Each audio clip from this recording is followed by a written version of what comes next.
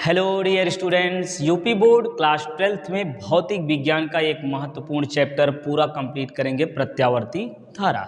जैसा कि हमने पिछले वीडियो में विद्युत चुंबकीय प्रेरण पूरा पढ़ाया, तो विद्युत चुंबकीय प्रेरण और प्रत्यावर्ती धारा दोनों मिला करके आपका 8 नंबर में आता है। ठीक है, ये देखिए विद्युत चुंबकीय प्रेरण पूरा चैप्टर हमने ये 4 प्रश्न के माध्यम से कंप्लीट किया है।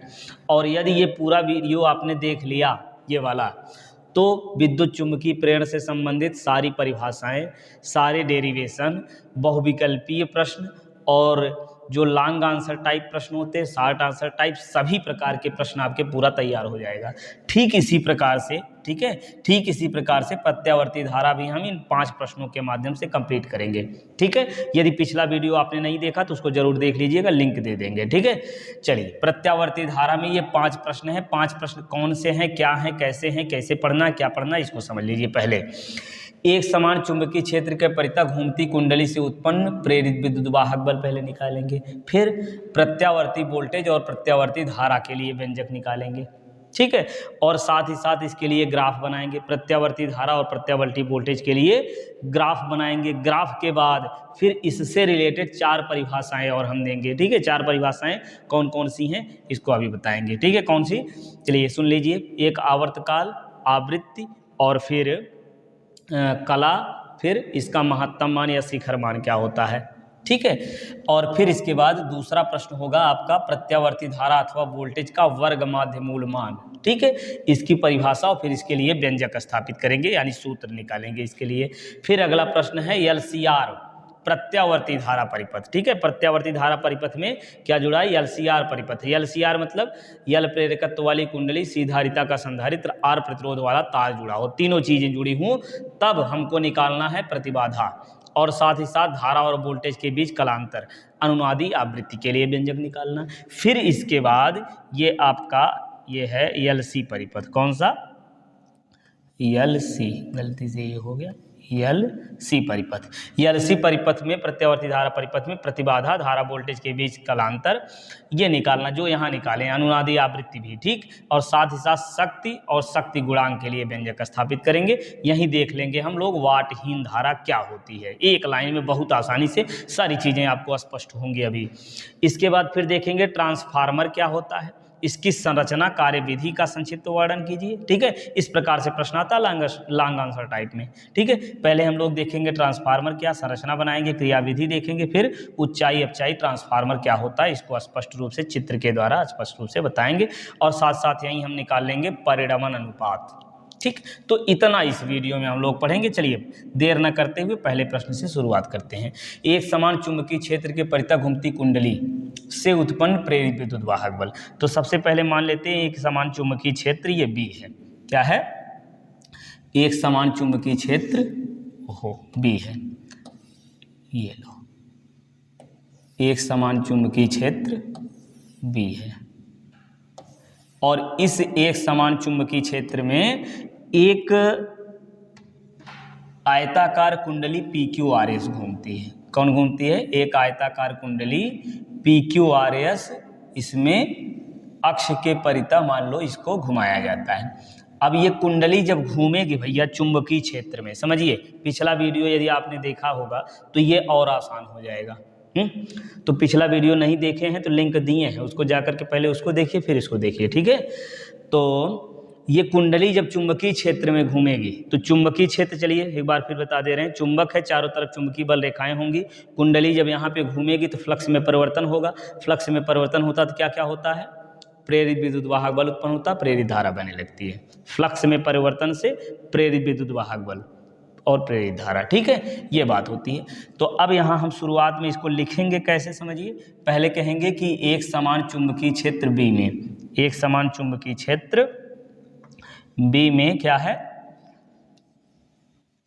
n फेरों वाली एक कुंडली है। n फेरों वाली एक आयताकार कुंडली कौन है, PQRS है। ठीक है, एक समान चुंबकीय क्षेत्र बी में n फेरों वाली कुंडली PQRS है, जिसके क्षेत्रफल जो है क्या है, A है। इसका क्षेत्रफल A। कुंडली घूमती है, ऐसे कर लीजिए, क्या लिखेंगे कि एक समान चुंबकीय क्षेत्र बी में n फेरों वाली एक कुंडली PQRS है जो चुंबकीय क्षेत्र में एक समान रूप से घूमती है, ठीक, और एक समान रूप से ये घूमती है। तो इसके ए क्षेत्रफल से, क्या, ए क्षेत्रफल से गुजरने वाला चुंबकीय फ्लक्स, इसके ए क्षेत्रफल से गुजरने वाला, ए चलिए यहाँ लिख दे रहे हैं, ए क्षेत्रफल से गुजरने वाला क्या, चुंबकीय फ्लक्स, गुजरने वाला चुंबकीय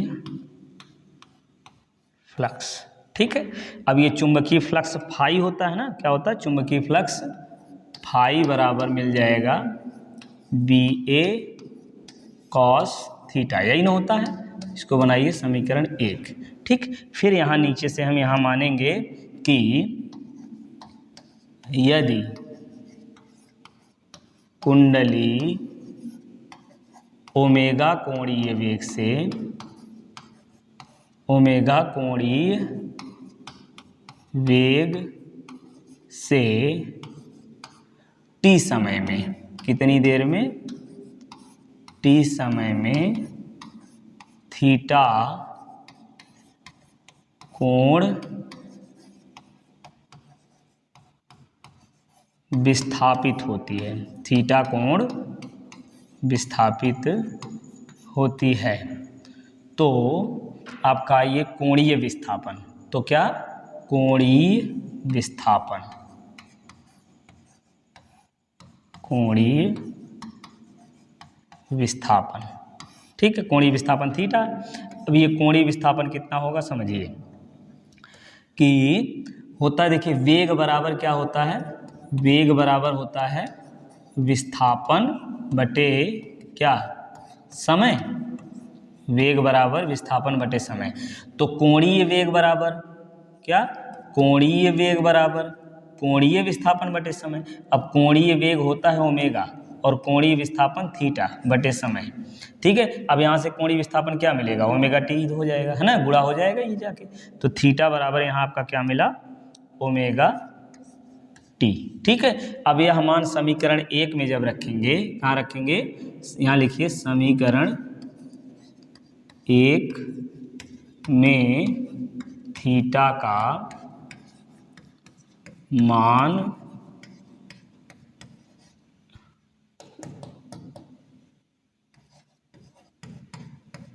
रखने पर, अब मान रखिए तो क्या मिलेगा आपको, फाई बराबर BA cos ओमेगा टी, ये मिल गया आपका समीकरण 2, ठीक है। अब यहाँ हम लगा देंगे फैराडे के विद्युत चुंबकीय प्रेरण का दूसरा नियम, ठीक है। ये फ्लक्स है ना, तो फ्लक्स में परिवर्तन होगा तो क्या होगा, प्रेरित विद्युत वाहक बल उत्पन्न होगा। ये देखिए समझने के लिए ये बताए हैं, इसको मिटा दे रहे हैं।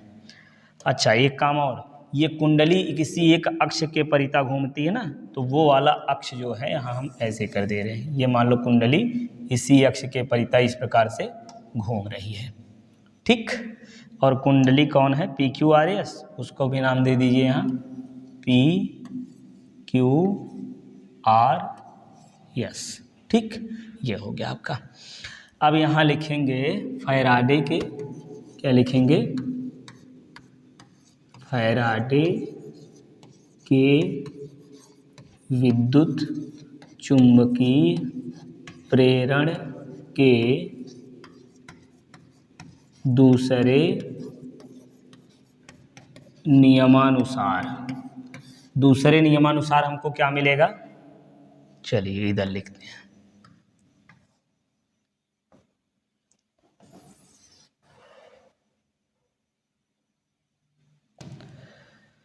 दूसरे नियमानुसार हमको मिलेगा E बराबर -n d∅/dt, यही ना होता है।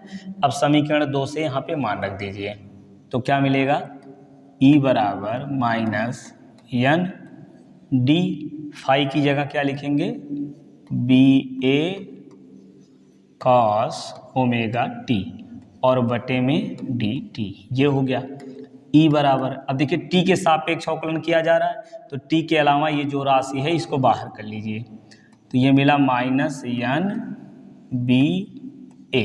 ठीक, चलिए एक लाइन और लिख देते हैं यहीं पे, omega T upon D T. ठीक है, तो ई बराबर क्या मिलेगा, माइनस एन बी ए। ठीक है, यहाँ फार्मूला आपको लगेगा कौन सा,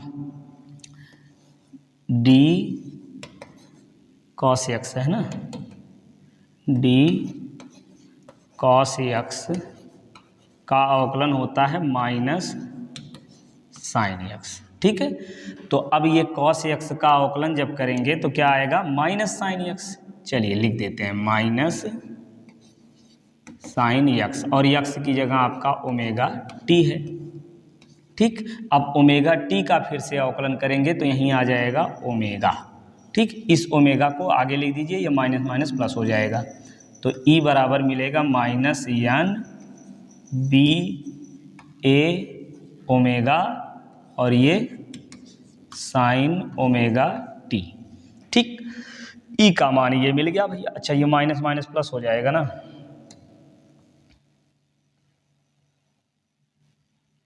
ये ई बराबर अब आपका इतना मिल जाएगा। ठीक है, अब क्या करेंगे, इसको भी मान लो समीकरण कितना है, 2। ठीक, अब यहाँ से हम निकालेंगे, ये प्रेरित विद्युत वाहक बल है ना, दूसरे नियम से ये प्रेरित विद्युत वाहक बल इतना मिला है। अब लिखेंगे प्रेरित विद्युत वाहक बल का अधिकतम मान, क्या लिखना है, अधिकतम मान। तो अधिकतम मान इसको हम कैसे होंगे करेंगे, साइन ओमेगा टी का मान 1 हो जाएगा, तो यहाँ से आपका आएगा ई नाट बराबर एन बी ए ओमेगा। ठीक है, साइन ओमेगा टी का मान 1 हो जाएगा। अब यही वाला मान समीकरण 2 में रख दो। क्या करेंगे, समीकरण 2 में रखने पर, अब समीकरण 2 में रखो तो क्या मिलेगा, ई बराबर ई नाट साइन ओमेगा टी। ठीक, ये आपका फार्मूला यहाँ से प्राप्त हो गया। ठीक,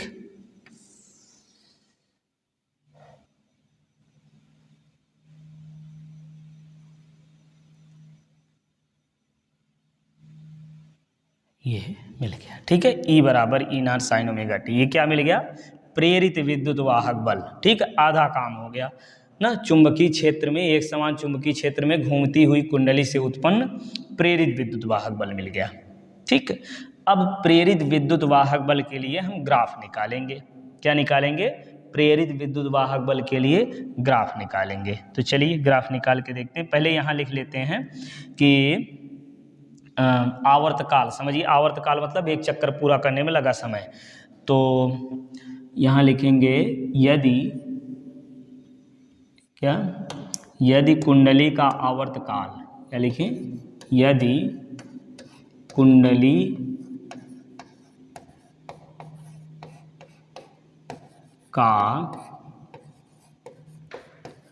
आवर्तकाल मतलब एक चक्कर पूरा करने में लगा समय, आवर्तकाल t है, तो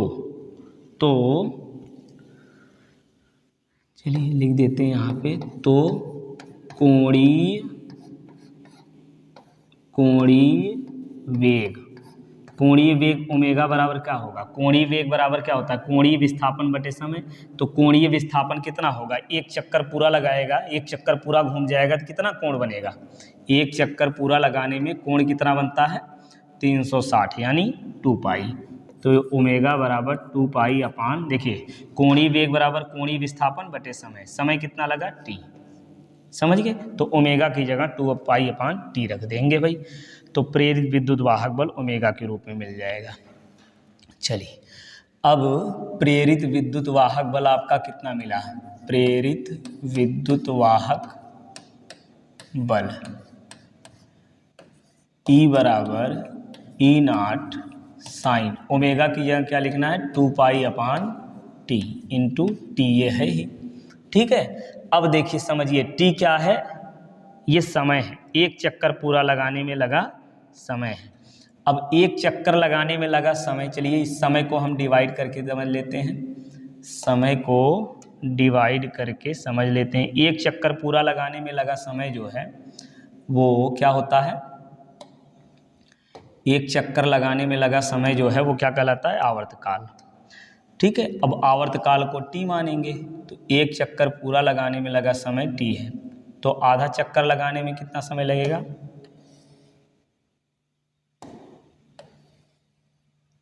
ठीक 4 भाग में मार देते हैं। फिर समझिए देखिए एक चक्कर पूरा लगाएगा तो टी समय लगेगा, यहाँ से समय शुरू हुआ 0 तो आधा दूर गया है तो पूरी दूरी तय किया तो टी समय लगा है, तो आधी दूरी जाएगा तो कितना लगेगा t/2 समय लगेगा।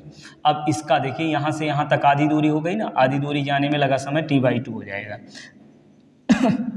अब इसका भी आधा अगर कर दें, इसका भी आधा कर देंगे तो कितना लगेगा t/4, तो 1/4 दूरी तय करने में t/4, तो t/4 ये भी t/4 ये भी, और फिर यहाँ भी t/4 तो कितनी बार 3t/4 हो जाएगा।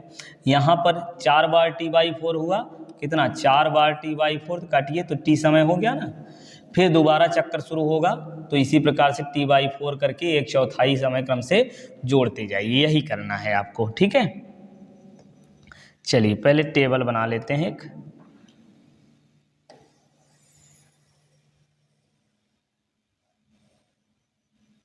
ये आपका टेबल यहाँ पे हो गया।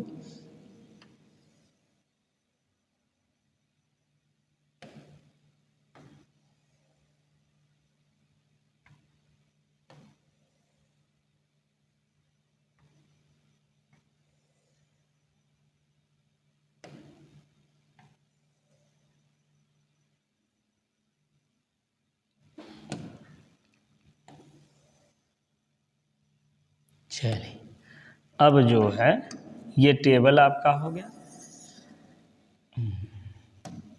अब ऊपर यहाँ लिख दे रहे हैं यक्स और यहाँ पे लिख देंगे नीचे यक्स, काहे को लिखेंगे, विद्युत वाहक बल और समय के लिए निकालना। चलिए ऊपर समय लिख देते हैं, नीचे विद्युत वाहक बल ई का मान। अब समय देखिए कहाँ से शुरू होगा, जब गति करना घूमना शुरू करेगी कुंडली तो समय शुरुआत में 0 होगा, फिर 1/4 के लिए कितना t/4, फिर अगला t/2, फिर अगला समय 1/4 में कितना 3t/4, फिर t, फिर इसके बाद 5t/4, फिर 6t/4, इसको करेंगे 3t/2 आएगा, 7t/4, फिर 8t/4 मतलब 2t यानी 2 चक्कर पूरा हो गया।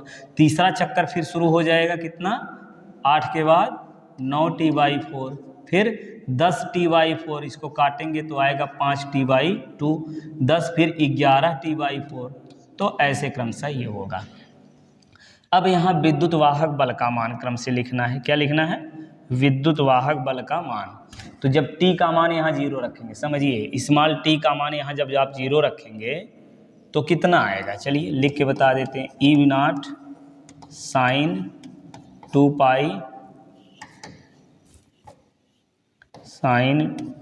2 पाई अपान टी इंटू टी की जगह 0 रखेंगे ना तो ये पूरा 0 हो गया, और साइन 0 का मान होता है 0, साइन 0 का मान होता है 0, तो 0 से गुणा करेंगे यहाँ कितना आएगा 0 आएगा।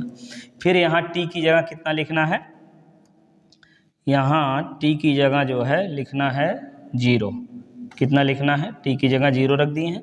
अब t/4 लिखना है तो t/4 रखिए, तो ये t से t काटिए, 2 दूना 4 कर दीजिए, तो π/2 बचा ना, कितना बचा देखिए E0 साइन π/2, साइन π/2 का मान 1 होता है तो यहाँ आएगा E0। ठीक, फिर t/2 जब रखेंगे यहाँ पे t/2, 2 कट जाएगा, t कट जाएगा, पाई बचेगा, साइन पाई का मान 0, साइन n पाई का मान 0 होता है, साइन 1 पाई 2 पाई 3 पाई 4 पाई चाहे जितना पाई हो सबका मान 0 होता है। अब फिर रखेंगे 3t/2, तो जब यहाँ 3t/2 आप रखोगे तो कितना आएगा देखिए 3t/2, 2, 2 से 2 कट गया, t से t कट गया, कितना बचा 3π/2। अब इस 3π/2 को हम कितना लिखेंगे, साइन पाई प्लस π/2, समझ रहे हैं। ई नॉट साइन 180 प्लस थीटा, ये क्या है साइन 180 प्लस थीटा, और साइन 180 प्लस थीटा बराबर माइनस साइन थीटा होता है, तो माइनस साइन π/2, साइन π/2 का मान एक, तो मतलब माइनस ई नॉट आएगा, कितना आएगा माइनस ई नॉट आ जाएगा, ठीक है। चलिए अब फिर t का मान रखेंगे, ये t रखेंगे यहाँ, t की जगह t रखेंगे तो ये t कट जाएगा, है ना, 2π बचेगा, तो n पाई का मान 0 होता तो ये 0 आएगा, तो इसी क्रम से प्राप्त होगा, है ना। ये देखिए, ये निकालना यदि आप निकालने जानते रहेंगे तो अच्छी बात है, नहीं निकाल पा रहे हैं तो ये बातें याद रख लीजिए। कैसे, ऐसे 0 हमेशा लगातार 0 आएगा, पहले 0 फिर ई नॉट, 0 माइनस ई नॉट, 0 फिर अब की बार कितना आएगा, दिमाग लगाइए, बहुत बढ़िया, ई नॉट फिर 0 माइनस ई नॉट फिर 0 फिर ई नॉट 0 माइनस ई नॉट, ऐसे क्रम से आता जाएगा, समझ गए।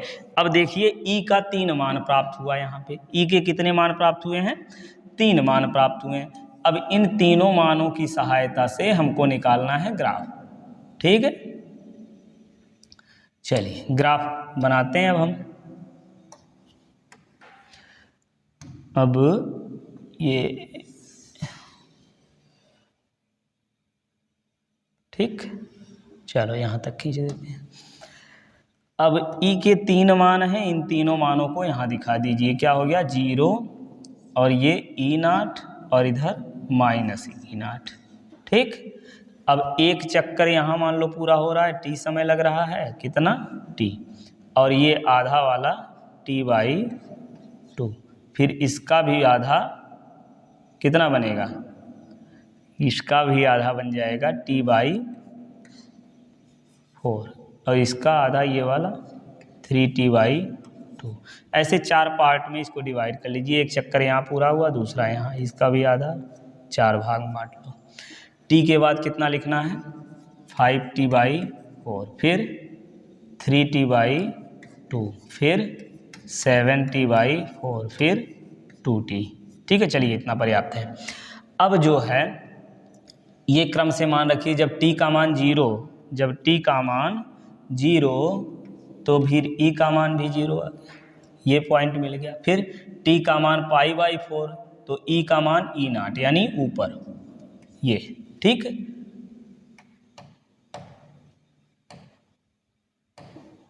ये ऊपर मिलेगा। और t/2 पर 0 है तो इसी रेखा पर, जो 0 है इसी रेखा पर मिलेगा, और यदि धनात्मक है तो ऊपर, ऋणात्मक है तो नीचे, ठीक है। 3t/2 पे कितना है ऋणात्मक है, यानी नीचे लिख लीजिए, t पर 0 है तो इसी रेखा पर, 7t/4 ये धनात्मक है तो इसको ऊपर दिखा दीजिए, ठीक, ये पॉइंट ऊपर दिखा लीजिए। 5t/4 हो गया, फिर 3t/2 ये कहाँ मिलेगा रेखा पर, फिर 7t/4 ये माइनस में है, इसको इधर दिखाइए, फिर 0, इस प्रकार से। अब इन सब को क्रम से मिला दीजिए भैया, ये मिलाइए, देख रहे हैं, इस प्रकार से मिला देंगे, ये ग्राफ मिल गया। अब इसका मान लगातार परिवर्तित हो रहा है ना, इसका विद्युत वाहक बल का मान लगातार परिवर्तित हो रहा है, इसीलिए इसको प्रेरित विद्युत वाहक बल, इस प्रेरित विद्युत वाहक बल को प्रत्यावर्ती वोल्टेज कहते हैं। क्या कहते हैं, प्रत्यावर्ती वोल्टेज, ठीक है। यहाँ देखिए कहाँ, एक समान चुंबकीय क्षेत्र में घूमती हुई कुंडली के कारण उत्पन्न प्रेरित विद्युत वाहक बल का मान प्रत्येक क्षण परिवर्तित होता रहता है, इसलिए इसे प्रत्यावर्ती वोल्टेज कहते हैं। क्या कहते हैं, प्रत्यावर्ती वोल्टेज, या प्रत्यावर्ती प्रेरित विद्युत वाहक बल भी आप कर सकते हैं, ठीक है। प्रत्यावर्ती वोल्टेज के लिए ये ग्राफ मिल गया, ठीक। अब इस वोल्टेज, प्रत्यावर्ती वोल्टेज, देखिए विभव उत्पन्न हो गया ना, फ्लक्स में परिवर्तन होता, प्रेरित विद्युत वाहक बल उत्पन्न होता, फिर प्रेरित धारा बहने लगती है, तो इससे जो धारा प्रवाहित होती है वो होती है प्रत्यावर्ती धारा। क्या होती है, प्रत्यावर्ती धारा। तो यहाँ पे यदि लिखना चाहें तो यहाँ आप लिखेंगे कैसे कि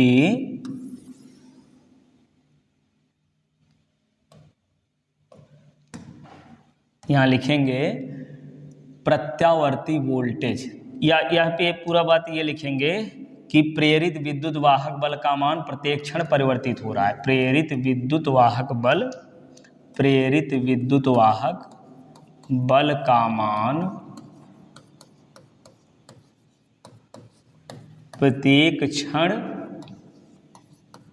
परिवर्तित हो रहा है। क्या हो रहा है? परिवर्तित होता है, इसे कह लीजिए प्रत्येक क्षण परिवर्तित होता है। इसलिए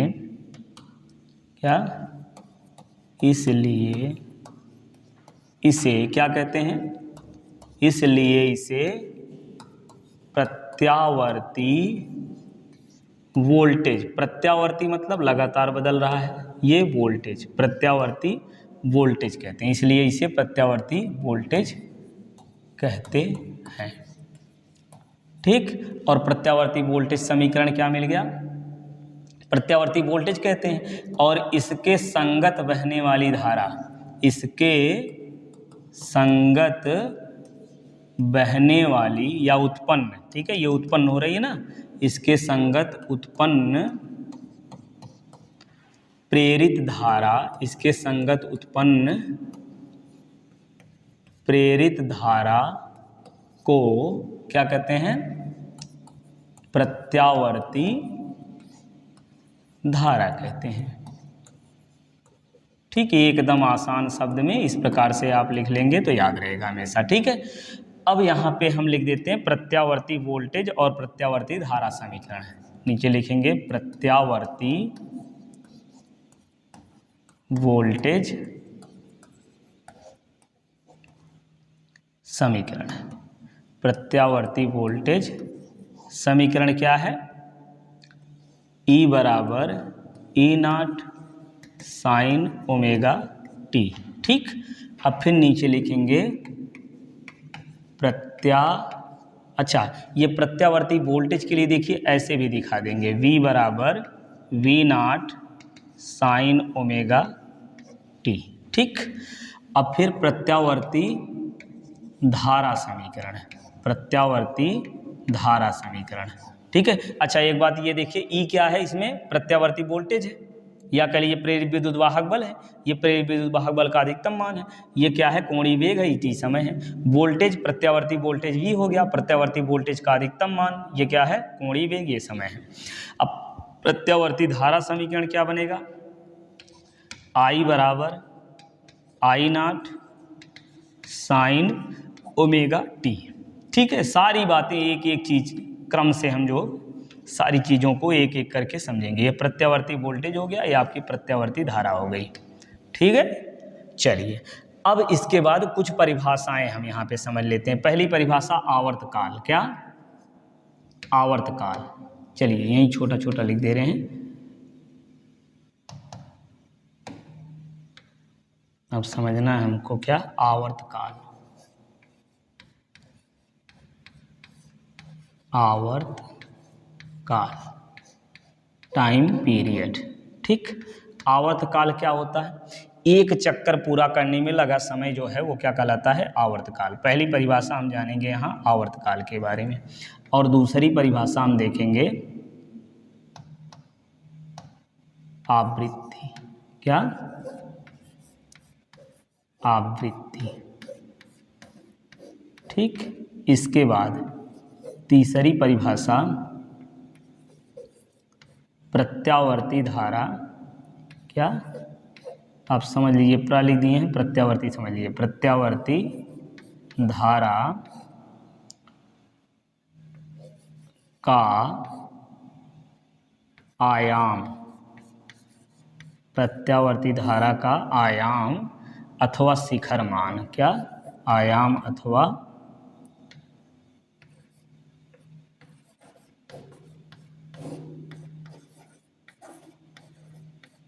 शिखर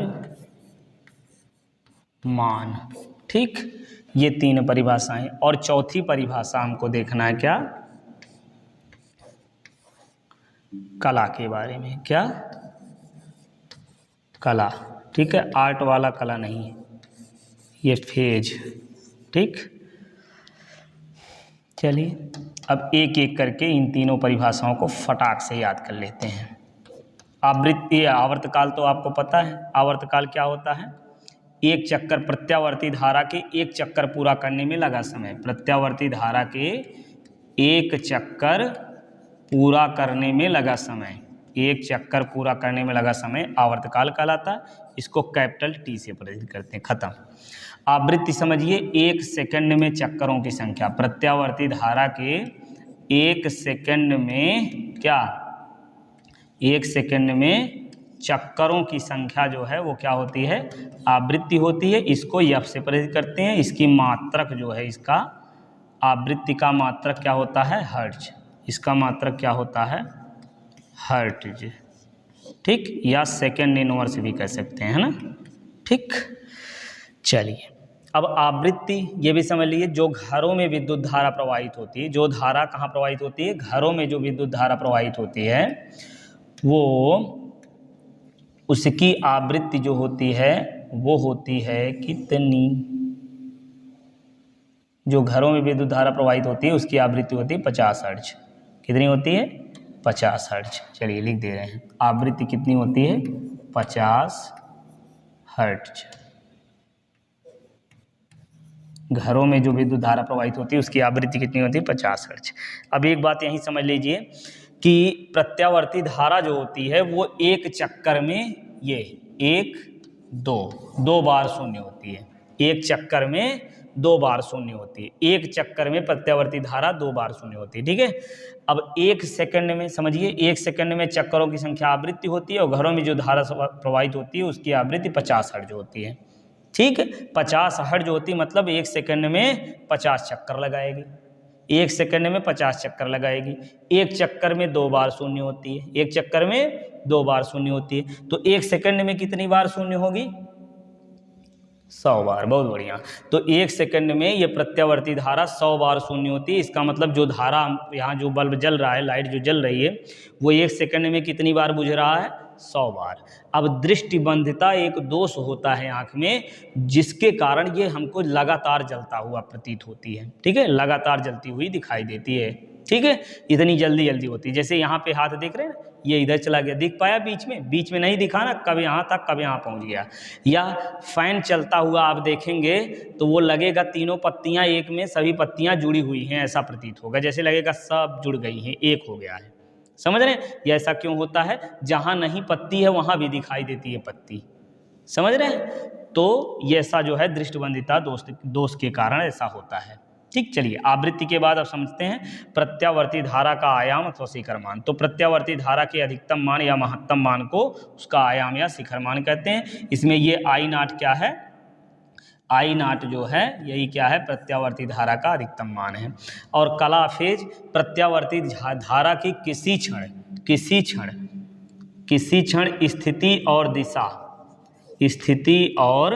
दिशा को प्रदर्शित करने वाली राशि को हम क्या कहते हैं? कला कहते हैं। यहाँ ये जो है स्थिति को कौन बता रहा? Omega T. ठीक है, कितनी कोण पर घूमा है, कहाँ पहुँचा है, यही जो है क्या होता है? कला होता है। ओमेगा टी क्या है? ये कला है। आई नॉट ये धारा का अधिकतम मान है। देखिए कभी कभी सवाल इस तरीके से भी पूछ लेता है इसमें। ऐसे देखिए, ये सवाल है आई बराबर 5 sin π/3। तो इसमें जो है कला पूछा जाए तो क्या बताएंगे? π/3। धारा का अधिकतम मान पूछा जाए तो कितना आएगा? 5 आएगा। ठीक है, इस प्रकार से और भी टाइप के क्वेश्चंस बनते हैं। यहाँ पे हम क्वेश्चन नहीं सॉल्व करेंगे, हम थ्योरी समझा रहे हैं, तो पूरी थ्योरी अच्छे से आपको समझ में आ जानी चाहिए। ठीक है, चलिए तो ये 4 परिभाषाएं हो गई, ये आपका डेरिवेशन हो गया। तो पहला प्रश्न आपका पूरा हुआ। अब चलते हैं दूसरे प्रश्न की तरफ। ये आपका दूसरा प्रश्न है, प्रत्यावर्ती धारा अथवा वोल्टेज का वर्ग माध्य मूल मान। क्या समझना है? प्रत्यावर्ती धारा अथवा वोल्टेज का वर्ग माध्य मूल मान। ठीक, तो चलिए धारा से समझते हैं। प्रत्यावर्ती धारा आपकी होती है आई। ठीक, प्रत्यावर्ती धारा के इसका पहले क्या करेंगे? वर्ग करेंगे। वर्ग मतलब स्क्वायर। प्रत्यावर्ती धारा का वर्ग करके इसका औसत मान निकालेंगे। प्रत्यावर्ती धारा का माध्य मतलब औसत मान ही तो होता है। प्रत्यावर्ती धारा के, चलिए पूरी बात लिख देते हैं, प्रत्यावर्ती धारा के वर्ग के औसत मान के वर्गमूल को प्रत्यावर्ती धारा का वर्ग माध्य मूल मान कहलाता है। चलिए यही बात लिख रहे हैं। क्या? प्रत्यावर्ती धारा के वर्ग के औसत मान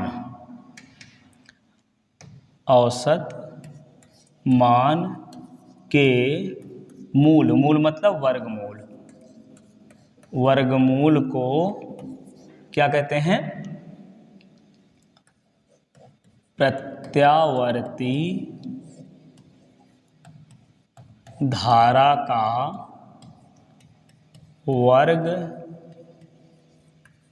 माध्य मूल मान कहलाता है।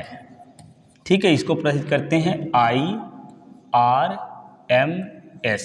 I क्या है? प्रत्यावर्ती धारा हो गई। R से हो गया आपका रूट, क्या हो गया? रूट। M से हो गया मीन, ठीक है, MEAN, और S से स्क्वायर। ठीक है, वर्गमाध्य मूल मान, ये हो गया। समझ में आया? प्रत्यावर्ती धारा के वर्ग के औसत मान के वर्गमूल को प्रत्यावर्ती धारा का वर्गमाध्य मूल मान कहते हैं। इसी तरीके से यदि प्रत्यावर्ती वोल्टेज का वर्गमाध्य मूल मान कहना चाहें तो कैसे कहेंगे? प्रत्यावर्ती वोल्टेज के वर्ग के औसत मान के वर्गमूल को प्रत्यावर्ती वोल्टेज का वर्गमाध्य मूल मान कहते हैं। समझ में आ गया होगा? नहीं आया तो फिर से सुन लीजिए बैक करके ना, बार बार कहेंगे तो समझ ज़्यादा लगेगा। चलिए अब आगे देखते हैं। और वर्गमाध्य मूल मान वोल्टेज का क्या होता है? VRMS होता है। ठीक है, धारा का क्या हो गया? IRMS, वोल्टेज का VRMS। ठीक, अब ये चीज़ हम लोग निकालेंगे। पहले क्या करेंगे?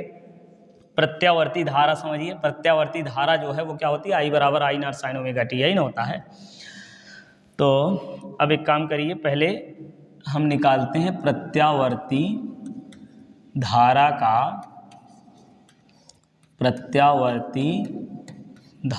का वर्ग निकालेंगे।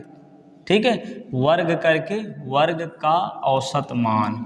चलिए दोनों काम एक साथ करते हैं, वर्ग करके औसत मान भी निकाल लेते हैं। औसत मान, तो धारा का वर्ग आपका ये हो गया।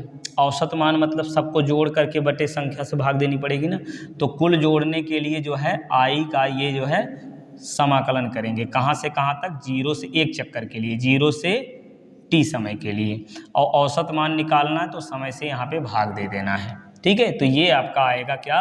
प्रत्यावर्ती धारा के वर्ग का औसत मान, ये हो गया। तो पहले प्रत्यावर्ती धारा के वर्ग का औसत मान निकालेंगे, जो भी आएगा उसका हम वर्गमूल ले लेंगे। क्या लेंगे? वर्गमूल ले लेंगे, तो आपका आ जाएगा धारा का वर्गमाध्य मूल मान। तो चलिए यहीं सॉल्व करते हैं। ये काम थोड़ा सा इधर लिखिए। यहाँ औसत मान जो है वो कितना मिलेगा?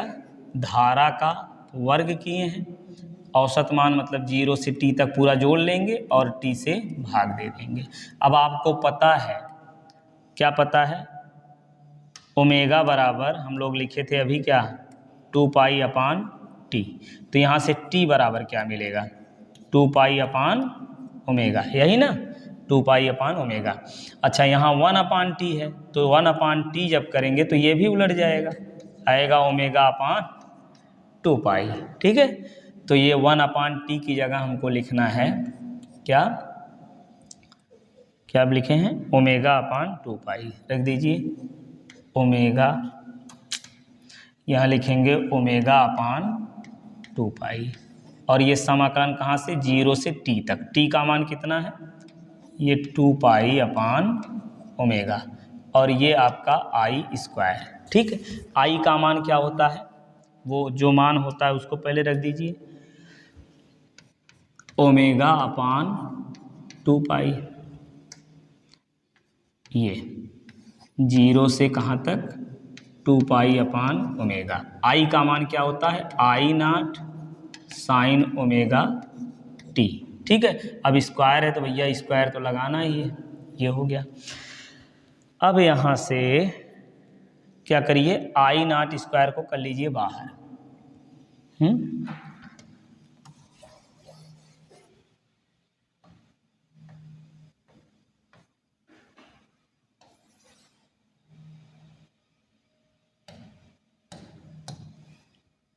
चलिए, तो अब क्या मिलेगा, omega upon 2 pi, I not को बाहर करेंगे और यहाँ से मिला आपका 0 2 पाई अपान ओमेगा। अब साइन स्क्वायर ओमेगा टी, यही ना बचा है। अच्छा, टी के सापेक्ष करें तो यहाँ डी टी भी लिखना है, डी टी लिख दीजिए। अब साइन स्क्वायर थीटा, ये फार्मूला लगाइए, देखिए कौन सा आपको पता है, पूरी बात समझिए। साइन 2a कर दें, साइन कास 2a का फार्मूला क्या होता है साइन के रूप में, 1 माइनस 2 साइन स्क्वायर यक्स, यही ना होता है। यहाँ से साइन स्क्वायर यक्स जब आप निकालते हैं तो क्या मिलता है, 2 साइन स्क्वायर यक्स, इसको इधर किए तो ये मिलेगा 1 माइनस कास 2a, ठीक ए। तो अब मिलेगा आपको साइन स्क्वायर ए बराबर क्या, 1 माइनस कास 2a अपान 2, ठीक है। तो साइन स्क्वायर ए का फार्मूला ये जो है यही वाला हम यहाँ पे रखेंगे। साइन स्क्वायर ए की जगह क्या लिखना है, 1 माइनस कास स्क्वायर कास 2a अपान 2, कास 2a अपान 2, तो वही वाला फार्मूला यही वाला इसमें रखिए। तो क्या आएगा, ओमेगा अपान 2 पाई आई नॉट स्क्वायर है ना, आई नॉट स्क्वायर ऐसे लिखिए। अब 0 से 2 pi upon omega, sine square omega T को क्या लिखेंगे, 1 माइनस कास 2a, ए का मान क्या है ओमेगा टी, कास 2a अपान 2, ठीक है। और यहाँ डी टी तो लिखना ही है आपको, समझ गए। ये चीज़ें आपको इतना डिटेल में नहीं लिखना है, इसको हम मिटा दे रहे हैं। यदि लिखना चाहें कि कौन सा फार्मूला यूज हुआ है तो यहाँ इतना आप लिख सकते हैं कि चूँकि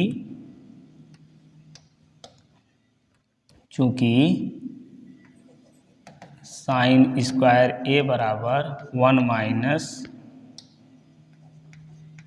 कास 2a अपान 2, ठीक, ये फार्मूला लगा। अब यहाँ से क्या करते हैं भाई, समाकलन जो है जिन बच्चों को आता है वो तो बड़े आसानी से कर ले जाएंगे, जिनको नहीं आता है प्रयास करेंगे तो हम इतनी आसानी से डिटेल में हर चीज़ें बताते चल रहे हैं तो समझ में तो आना चाहिए, ठीक है।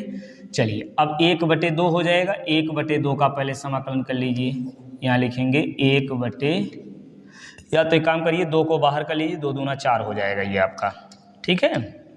इस 2 को 2 में 2 को बाहर करके इसमें गुणा कर लीजिए तो कितना आएगा 4 पाई, ठीक है। ये 2 आपका बाहर हो गया, 1 बचा है यानी डी टी, ये डी टी का गुणा 1 में होगा, डी टी 0 से कहाँ तक 2 पाई अपान ओमेगा तक, फिर माइनस, अब इस चीज़ का गुणा इसमें भी होगा, ओमेगा आई नॉट स्क्वायर अपान 4 पाई, ठीक है। ये समाकलन का निशान लगाइए, ये वाला लिखिए कास 2 ओमेगा टी, ठीक है, इंटू डी टी, ये हो गया। इसको मिटा दे रहे हैं भाई।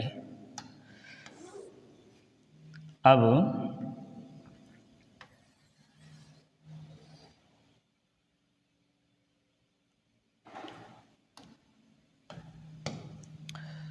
चलिए, अब लगा के देखिए भैया, एक लाइन तो और लिख सकते हैं, यहाँ पे लिख दें ओमेगा आई नॉट स्क्वायर अपान 4 पाई, ये हो गया। इसका समाकलन करेंगे तो आपको मिलेगा क्या, टी और कहाँ से 0 से 2 पाई अपान ओमेगा तक, माइनस ओमेगा आई नॉट स्क्वायर अपान 4 पाई। अब ये कास यक्स का अभी बताए थे ना, कास यक्स का समाकलन, अच्छा वो अवकलन था, कास यक्स का समाकलन होता साइन एक्स, कास यक्स का समाकलन क्या होता है साइन एक्स। तो यहाँ हम लिखेंगे साइन 2 ओमेगा टी। अब 2 ओमेगा टी का करेंगे, 2 ओमेगा आएगा तो समाकलन में जो 2 ओमेगा बचा है उसको हम लिखते हैं नीचे, ठीक, ये नीचे आ गया।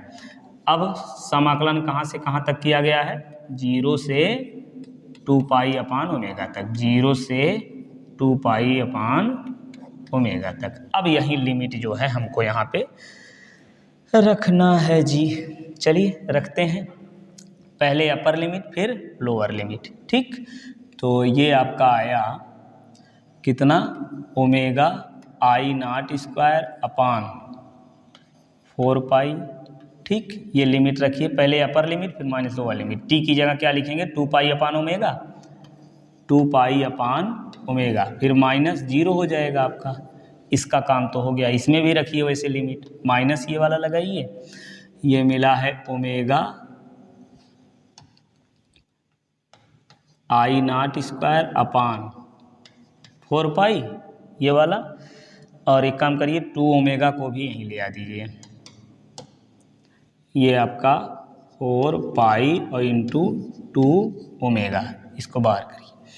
अब अपर लिमिट लिखना है, यानी साइन कितना 2 ओमेगा, 2 ओमेगा, और टी की जगह क्या लिखेंगे 2 पाई अपान ओमेगा, ठीक है, टी की जगह 2 पाई अपान ओमेगा, फिर माइनस कहाँ लिखे जी, 0 लिखना है ना, टी की जगह 0 रखेंगे तो पूरा साइन 0 आएगा। चलिए साइन 0 यहाँ पे इसे लिख दे रहे हैं, ठीक। चलिए अब आगे देखिए क्या मिलेगा आपको, ये तो 0 हो गया, इसका गुणा इसमें जब करेंगे देखिए ओमेगा से ओमेगा कट गया, ये ओमेगा से ओमेगा कट गया, पाई से पाई कट गया, 2 दूनी 4 आ गया, ठीक है, 2 दूनी 4 मतलब 2 आएगा। अब यहाँ से देखिए ये बच गया, फिर इसमें भी काट के देखिए ओमेगा से ओमेगा कट जाएगा ना, और कुछ नहीं कटने वाला यहाँ पे। चलिए जो बचा है उसको लिख लेते हैं। यहाँ पे क्या बचा है, आई नॉट, देख पा रहे हैं, I nought upon 2, I nought square है अपान 2, इतनी चीज़ बचा है ना, 0 में गुणा करेंगे तो 0 हो जाए, ख़त्म कहानी। और माइनस यहाँ से मिलेगा क्या, आई नॉट स्क्वायर अपान 4 दूनी 8 पाई। चलिए इधर देखिए ओमेगा से ओमेगा कटेगा, क्या मिलेगा साइन 4 पाई और माइनस साइन 0। अब साइन 0 का मान 0, ये मिल गया I nought square upon 2 minus I nought square upon 8 pi. ध्यान दीजिए साइन 4 पाई का मान आएगा 0 माइनस 0, तो 0 0 पूरा 0, 0 का गुणा करेंगे ये सब 0 हो जाएगा। तो ये धारा का औसत मान कितना आ गया, आई नॉट स्क्वायर अपान 2, ठीक। अब हमको निकालना क्या है, प्रत्यावर्ती धारा के वर्ग के औसत मान के वर्गमूल को वर्ग माध्य मूल मान कहते हैं, ठीक है। तो कहाँ तक निकाले हैं, अभी प्रत्यावर्ती धारा के वर्ग का औसत मान निकाल लिए हैं, प्रत्यावर्ती धारा के वर्ग का औसत मान निकाल लिए हैं। अब करना क्या है, वर्गमूल निकालना, बहुत बढ़िया। तो अब हम यहाँ लिखेंगे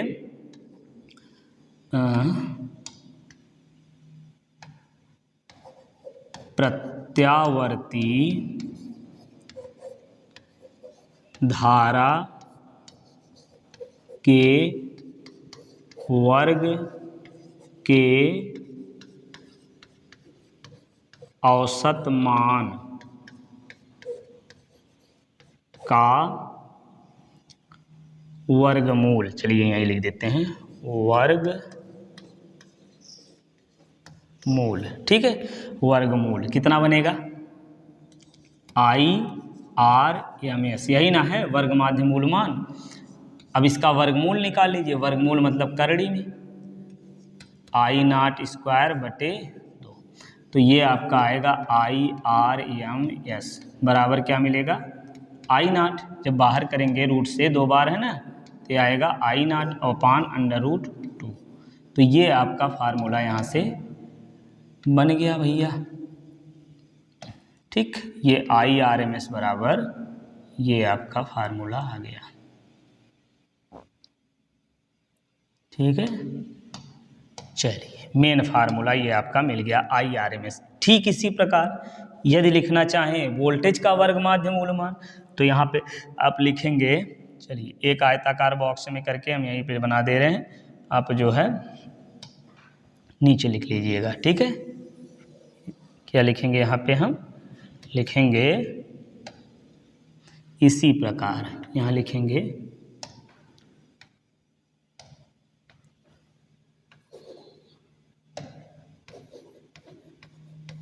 इसी प्रकार प्रत्यावर्ती वोल्टेज का वर्ग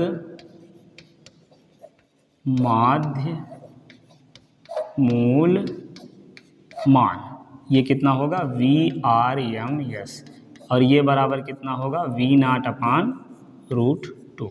ठीक, ये हो गया आपका धारा का वर्ग माध्य मूल मान, वोल्टेज का वर्ग माध्य मूल मान। ठीक, पूरा डेरिवेशन ये कंप्लीट। चलिए अगला देखते हैं अब आगे।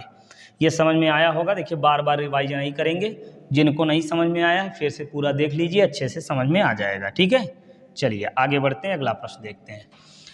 LCR प्रत्यावर्ती धारा परिपथ में प्रतिबाधा धारा व वोल्टेज के बीच कलांतर अनुनाद की आवृत्ति के लिए व्यंजक निकालना। बहुत ध्यान से समझिए, दो बातें यदि आपने इस यहाँ पे समझ लिया तो ये बहुत आसान हो जाएगा। कौन सी दो बात समझिए। यल क्या है? यल प्रेरकत्व की कुंडली। चलिए पहले लिख देते हैं थोड़ा सा, फिर आपको समझाएंगे तो जल्दी समझ में आएगा। क्या यहाँ लिखेंगे? प्रत्यावर्ती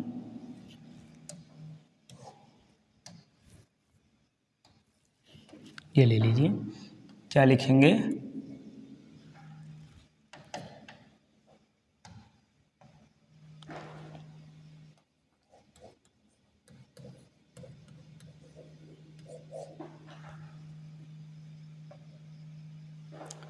प्रत्यावर्ती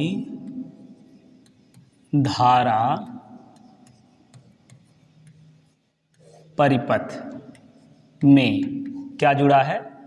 यल प्रेरकत्व की कुंडली। क्या है? यल प्रेरकत्व की क्या कुंडली। ठीक, और सी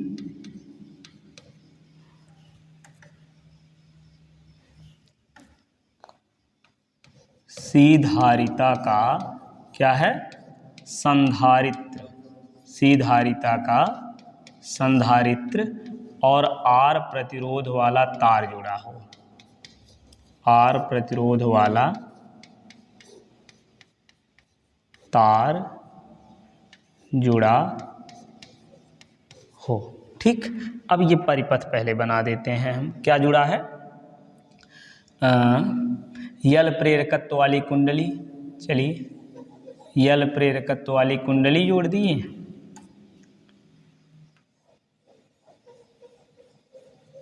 चल, और सी धारिता का संधारित्र और एक आर प्रतिरोध वाला तार। तार को कहाँ जोड़े हैं? प्रत्यावर्ती धारा स्रोत से जोड़ दिए। प्रत्यावर्ती धारा स्रोत आपका ये जो है ये हो जाएगा V बराबर V0 sin ओमेगा t। और क्या है? यल प्रेरकत्व की कुंडली है, सी धारिता का संधारित्र है, आर प्रतिरोध का तार है। इतना चीज है। ठीक है, अब जब कुंडली जुड़ी हुई होती है ना, तो कुंडली देखिए सब में, इसमें भी कुछ प्रतिरोध कार्य करता है यानी कुंडली में, और संधारित्र में भी कुछ प्रतिरोध कार्य करता है, और ये प्रतिरोध यानी तार में कुछ प्रतिरोध यानी धारा के मार्ग में रुकावट पड़ती है। तो तीनों में अलग अलग प्रकार से रुकावट पड़ती है, और तीनों का नाम भी अलग अलग है, जिसको आपको याद रखना है। क्या याद रखना है? ये कुंडली में जो प्रतिबाधा यानी रुकावट पड़ती है उसको क्या बोलते हैं? प्रेरण प्रतिघात। और सी धारिता के संधारित्र में जो होता है वो होता है धारितीय प्रतिघात, और ये प्रतिरोध तो आपका प्रतिरोध है ही। ठीक है, चलिए इन सारी चीज़ों को चलिए यहाँ पे हम लिख देते हैं, जिससे आपको जो है कन्फ्यूजन ना हो। फिर जो आपको याद रखना है उसको हम बताते हैं। क्या? यल प्रेरकत्व की कुंडली में जो प्रतिरोध होता है, यहाँ क्या लिखेंगे?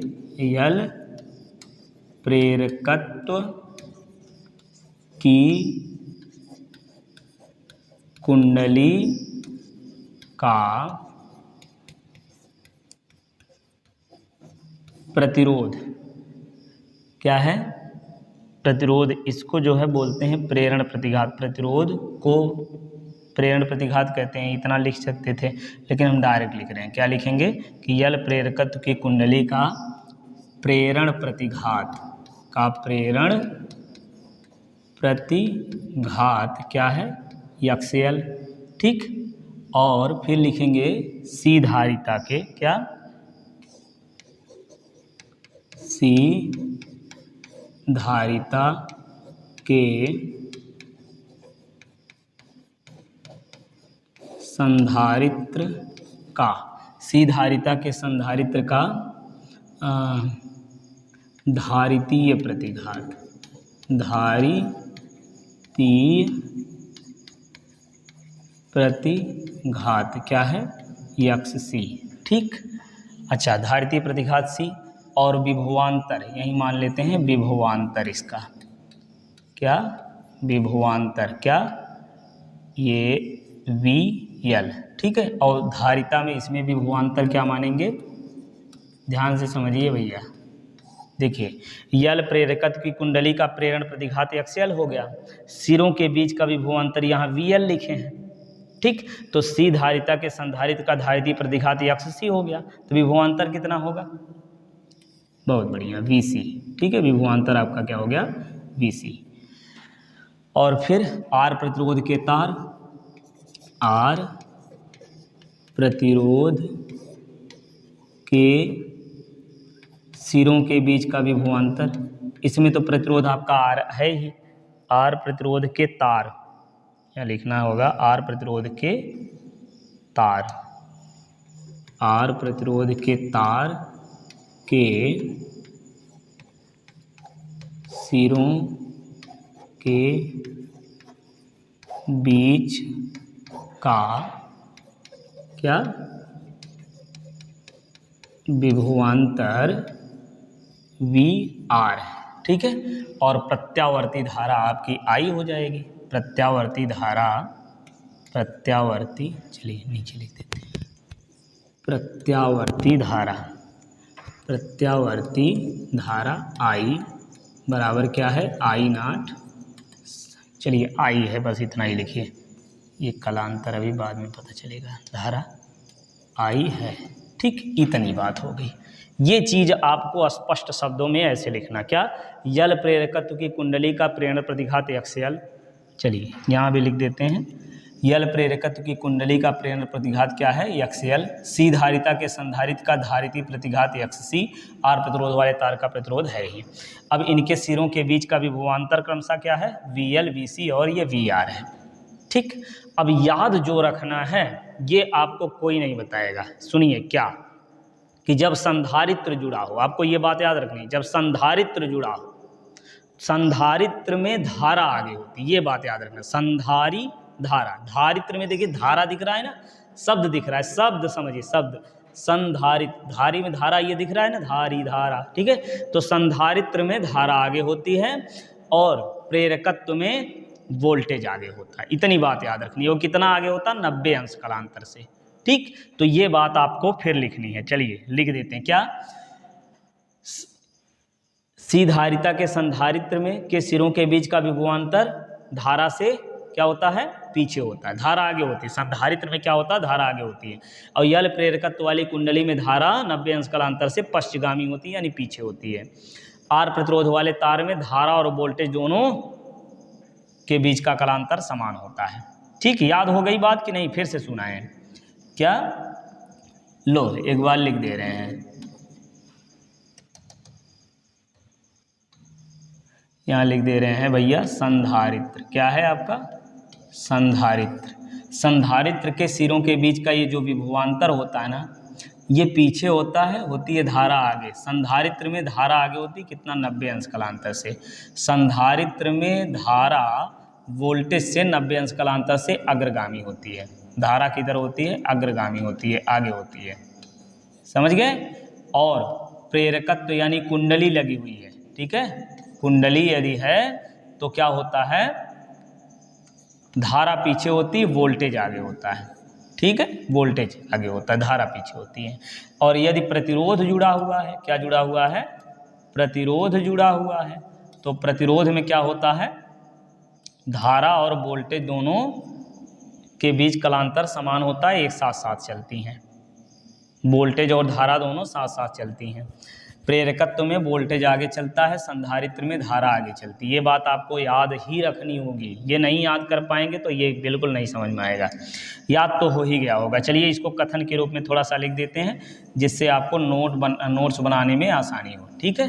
चलिए तो यहाँ लिखना शुरू करें, कहाँ से, ये लो, संधारित्र से शुरू करेंगे, ठीक है, जिससे क्या, सी धारिता का, सी धारिता के संधारित्र में धारा वोल्टेज से, धारा वोल्टेज से 90 अंश कलांतर, कितना ज़्यादा, 90 अंश, 90 अंश कलांतर से अग्रगामी होती है। ठीक, और यल प्रेरकत्व की कुंडली में, यल प्रेरकत्व की कुंडली में धारा किससे, वोल्टेज से, वोल्टेज से 90 अंश कलांतर से क्या होती है, पश्चगामी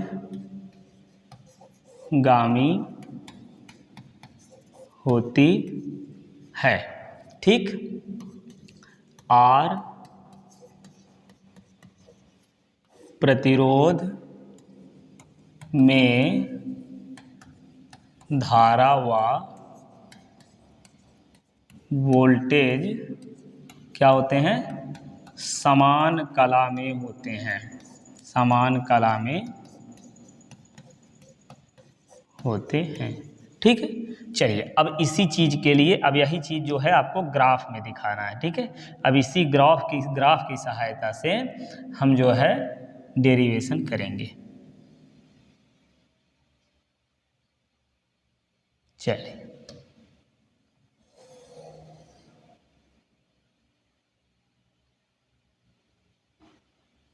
ठीक है, यहाँ पे हम दिखाएंगे इधर धारा, इधर क्या दिखाएंगे, धारा। ठीक, और प्रतिरोध देखिए, प्रतिरोध में जो होता है धारा वोल्टेज दोनों समान कला में होते हैं, तो प्रतिरोध वाला वोल्टेज क्या है, वी आर, तो धारा और वोल्टेज ये वी आर यानी प्रतिरोध वाला वोल्टेज भी इधर है होगा। ठीक, अच्छा, अब संधारित्र वाला जो वोल्टेज है वी सी, ये किधर होगा बताइए। धारा तो संधारित्र वाले में, समझिए संधारित्र में धारा पीछे होती है, वोल्टेज आगे होता है, वोल्टेज आगे होता है, तो VC जो है आगे होगा कि पीछे होगा, धारा आगे होती है, वोल्टेज पीछे होता है, तो VC किधर होगा, पीछे होगा। समझ पा रहे हैं कि नहीं समझ पा रहे हैं, समझो यार। VC क्या है, संधारित्र के सिरों के बीच का विभवांतर, तो संधारित्र में जो धारा होती है वो 90 अंश आगे होती है, वोल्टेज जो है वो पीछे होगा।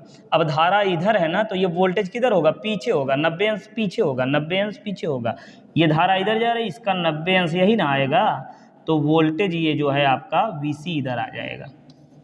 समझ गए, संधारित्र में देखिए VC, अगर धारा वोल्टेज इधर है तो धारा इसके 90 अंश पर है आगे ना, 90 अंश ऊपर की ओर आगे माना जाता है, ये आगे है।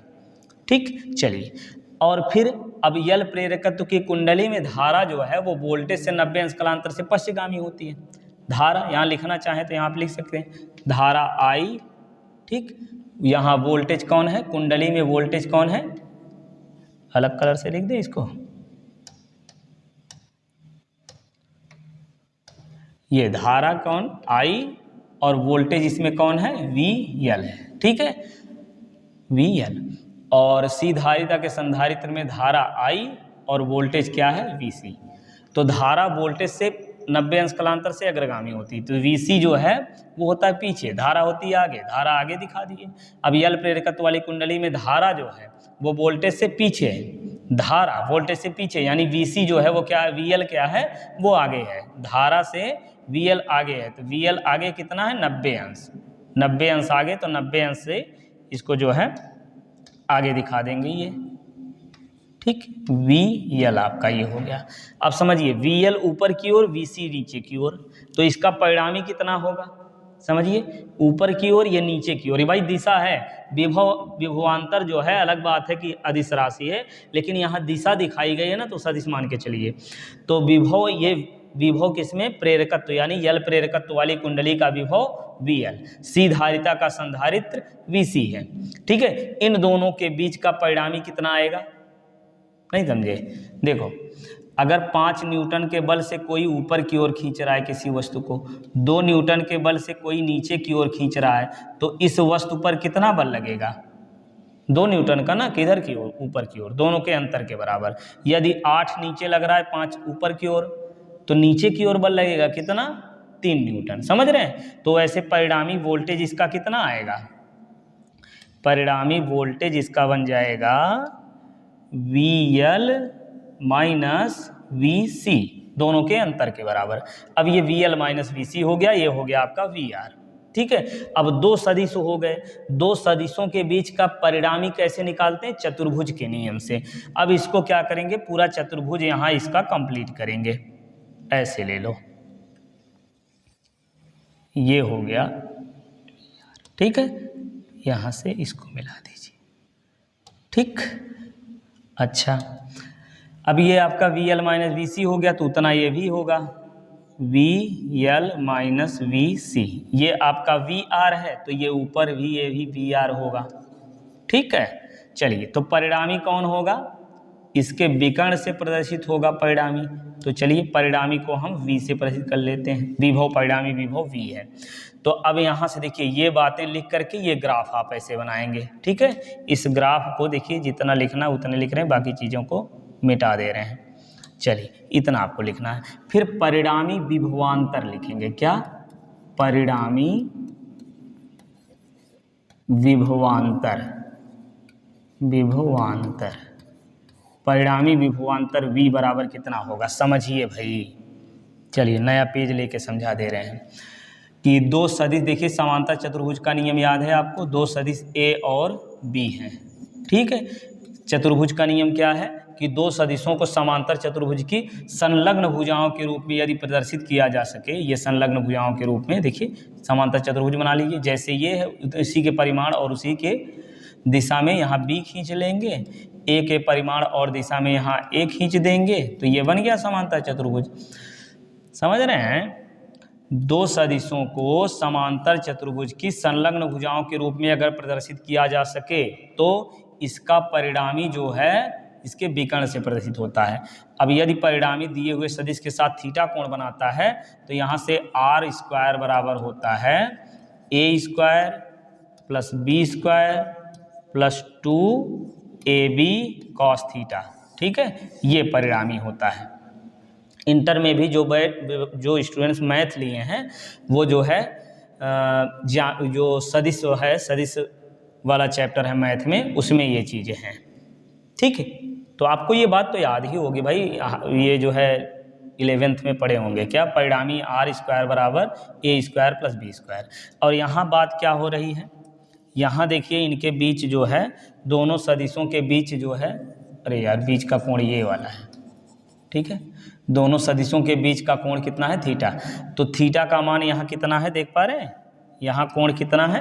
देखिए, एक सदिश यहाँ आपका ये जो है क्या है? VR, ये VR इधर है, VL माइनस VC इधर है, तो दोनों के बीच का कोण कितना है? 90 अंश। अब यदि इसमें 90 अंश वाले में यहाँ 90 अंश रख दें, तो cos 90 का मान कितना होता है? 0। अब 0 हो जाएगा तो ये पूरा 0 हो जाएगा। इसका मतलब R स्क्वायर बराबर क्या मिलेगा? A square plus B square. तो यहाँ से आपको ये क्या प्राप्त होगा, बताइए?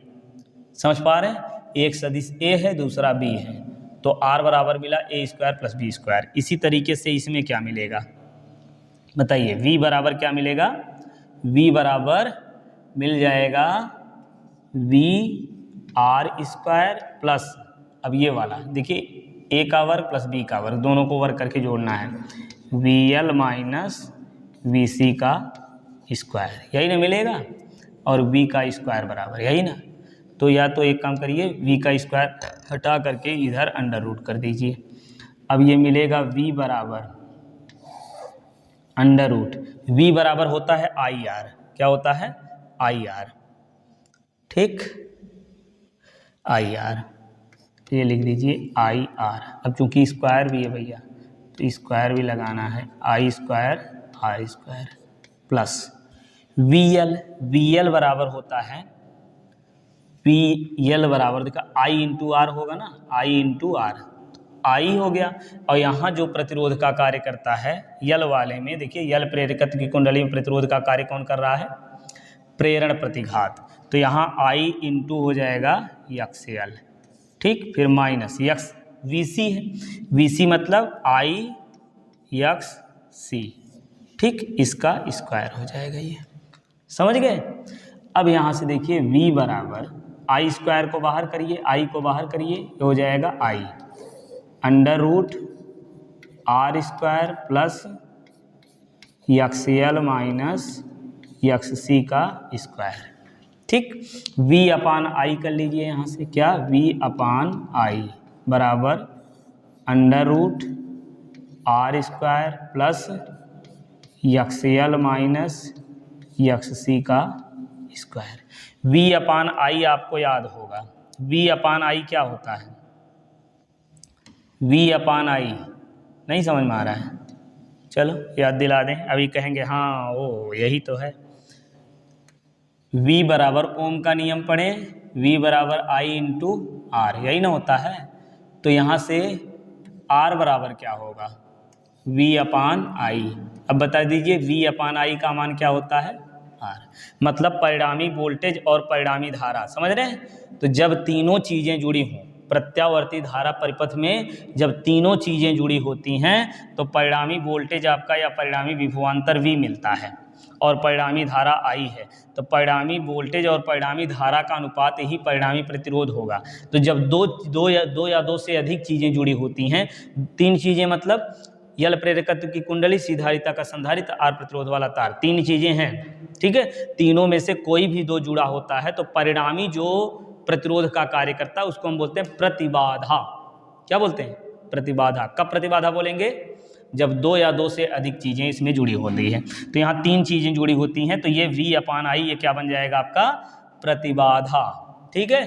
तो यल सी आर प्रत्यावर्ती धारा परिपथ में प्रतिबाधा आपको इतना मिल गया। यहाँ लिख दें प्रतिबाधा, चलिए प्रतिबाधा लिख दें यहाँ पे हम,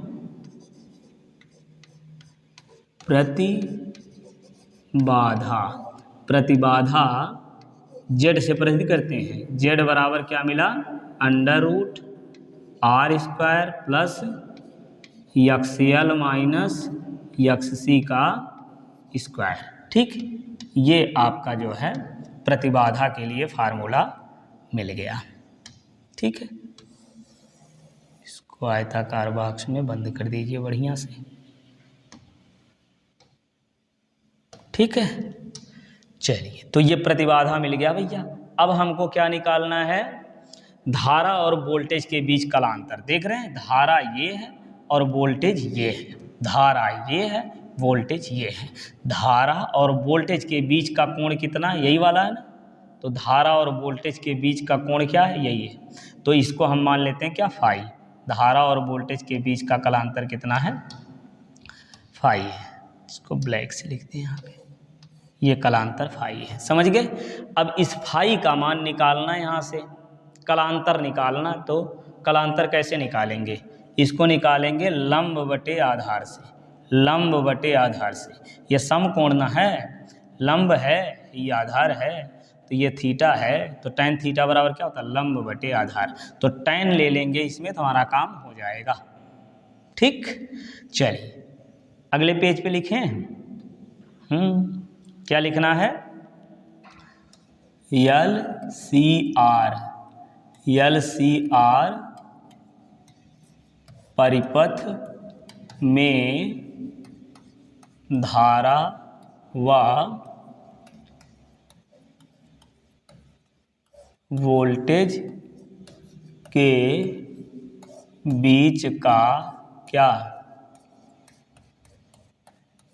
कलांतर। अब ये कलांतर क्या होगा? tan फाई से निकालेंगे। tan बराबर क्या मिलेगा? लंब बटे आधार। देख पा रहे? ये लंब कितना बन जाएगा? VL माइनस VC और बटे आधार क्या हो जाएगा? VR, ठीक है। तो tan फाई बराबर क्या मिलेगा? VL माइनस VC अपान VR, ठीक है। एकदम आराम से एक एक चीज़ें स्पष्ट करके समझते जाएंगे, ठीक है। चलिए अब यहाँ से देखिए VL बराबर क्या होता है, यहाँ सूत्र देखिए क्या क्या लगेगा, उसको लिख लीजिए। VL, चूंकि VL बराबर IXL और VC बराबर IXC और VR बराबर I इंटू R रख लो यहाँ पे। ठीक, रखेंगे, चूंकि करके लिख दें, चूंकि इतना, तो फिर क्या मिलेगा, tan फाई बराबर VL की जगह क्या लिखना है, IXL माइनस IXC बटे IR।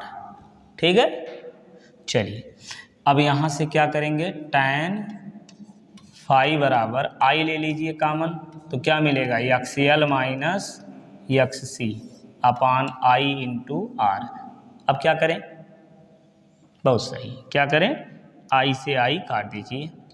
ठीक है, तो ये आपका कलांतर मिल गया, क्या, tan फाई बराबर XL माइनस XC अपान R। ठीक, ये यदि दोनों का प्रतिबाधा या कह लीजिए प्रतिरोध दिया हुआ हो, क्या, प्रेरण प्रतिघात, धारिती प्रतिघात और प्रतिरोध दिया हुआ हो, तब कलांतर यहाँ से निकालेंगे।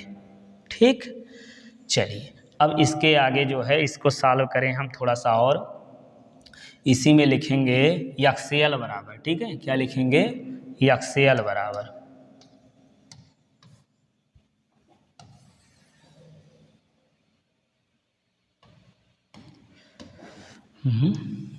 चूंकि XL बराबर होता है ओमेगा इंटू L और XC बराबर होता है 1 अपान ओमेगा C। ठीक है, R तो आपका R है ही। तो अब यहाँ से जब मान रखेंगे तो tan फाई बराबर कितना आएगा, या कह लीजिए इतना रखने पर, अब रख के देखिए tan फाई बराबर XL की जगह क्या लिखना, ओमेगा L माइनस XC की जगह 1 अपान ओमेगा C और बटे में R आपका आ गया। ठीक, अब यहाँ से लिखेंगे tan फाई बराबर, गुणा कर दें, कर लीजिए, ओमेगा स्क्वायर L, या तो फिर यही रहने दो यार, क्या गुणा करना। ठीक है, यहाँ से जो है ये फाई बराबर आपका आएगा, फाई बराबर इसको लिख लेंगे tan inverse omega L minus 1 upon omega C बटे R।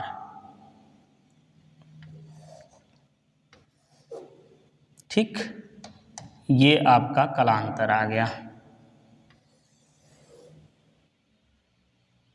ठीक है, ये आपका कलांतर आ गया, धारा और वोल्टेज के बीच का कलांतर। ठीक, अब क्या देखना है, अनुनादी आवृत्ति निकालनी है, क्या निकालनी है, अनुनाद की स्थिति। ठीक है, अनुनादी LCR परिपथ में अनुनाद। ठीक, चलिए यहाँ लिखेंगे LCR परिपथ में अनुनाद, LCR परिपथ में अनुनाद। LCR परिपथ में अनुनाद निकालने के लिए देखिए अनुनाद की स्थिति इसमें कब आती है, समझिए, जब प्रतिरोध कम हो, क्या हो, प्रतिरोध कम हो। देखिए प्रतिरोध कहाँ मिला है, यही निकाले ना, प्रतिबाधा, चलिए लिख देते हैं भाई, प्रतिबाधा यही निकाले हो ना, ये प्रतिबाधा Z बराबर इतना। ठीक है, तो अनुनाद निकालेंगे, यहाँ लिखेंगे LCR परिपथ में, क्या लिखेंगे, LCR परिपथ में प्रतिबाधा, प्रतिबाधा Z बराबर क्या मिला, √R square plus XL minus XC का स्क्वायर, यही ना।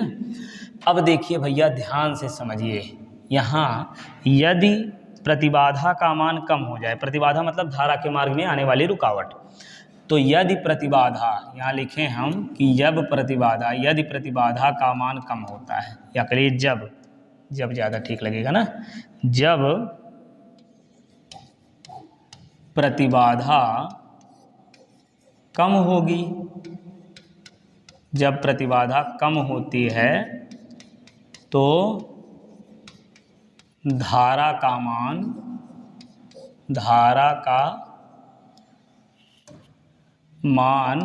क्या होता है भाई? प्रतिबाधा मतलब रुकावट। जब रुकावट कम पड़ेगी तो धारा का मान क्या हो जाएगा? बढ़ जाएगा, अधिक हो जाएगा। तो धारा का मान अधिक हो जाता है। धारा का मान क्या होता है? अधिक हो जाता है। और जब धारा का मान अधिक हो जाता है, धारा का मान अधिक हो जाता है तो प्रतिबाधा घट करके यदि शून्य हो जाए, वाह जी वाह, प्रतिबाधा घट करके कितनी हो जाए? शून्य हो जाए। अच्छा, अनुनाद की स्थिति को इसमें निकालनी है, अनुनादी आवृत्ति। चलिए निकालते हैं इसी में। प्रतिबाधा क्या होती है? प्रतिबाधा घटकर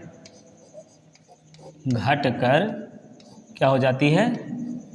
शून्य हो जाती है। घटकर शून्य हो जाती है। प्रतिबाधा घटकर शून्य हो जाती है तो धारा बढ़ जाएगी। तो धारा बढ़कर कितनी हो जाएगी? धारा बढ़कर क्या हो जाती है? अनंत हो जाती है।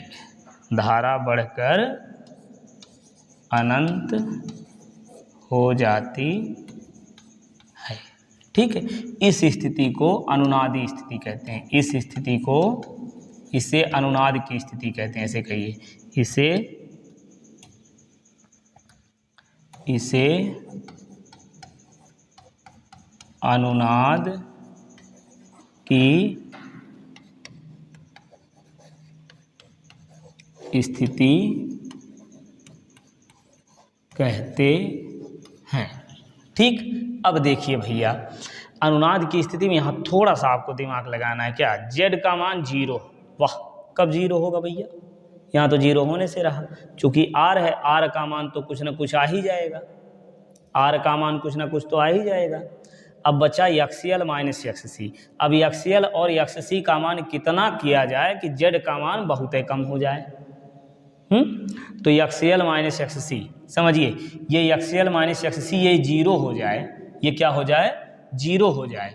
ठीक है, 0 हो जाए तभी यह जो है अनुनाद की स्थिति इसमें बनेगी। अनुनाद की स्थिति कहते हैं। यहाँ लिखेंगे इस स्थिति में क्या होगा? यही लिख दें? चलिए यहाँ से लिखते हैं। इस स्थिति में हमको मिलेगा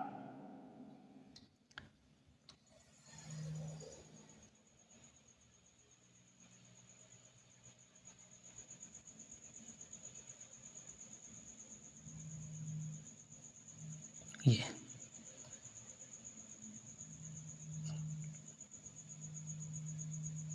इस स्थिति में, यहाँ लिखे हम, इस स्थिति में, इस स्थिति में, ओहो ओहो ओहो ओहो, इस स्थिति में क्या मिलेगा? एक्सियल माइनस एक्ससी बराबर 0। और तब क्या होगा? एक्सियल बराबर एक्ससी, और एक्सियल बराबर अभी बताया ओमेगा एल, और एक्ससी बराबर 1/ओमेगा सी। इधर गुणा करिए, आएगा ओमेगा स्क्वायर अपान 1/एल/सी। एल को इधर लाइए, ओमेगा इधर गुणा कर लीजिए। अब ओमेगा बराबर क्या आएगा? 1/√एल/सी। ओमेगा बराबर क्या होता है? 2पाई/टी, और ये मिला 1/√एल/सी। ठीक है, और 1/टी, चूंकि यहाँ लिख दीजिए, चूंकि एफ बराबर होता है 1/टी, तो 1/टी की जगह यहाँ हम रखेंगे क्या? एफ रख दीजिए। तो क्या मिलेगा? 2पाई एफ बराबर 1/√एल/सी। तो यहाँ से अब एफ बराबर क्या मिल जाएगा?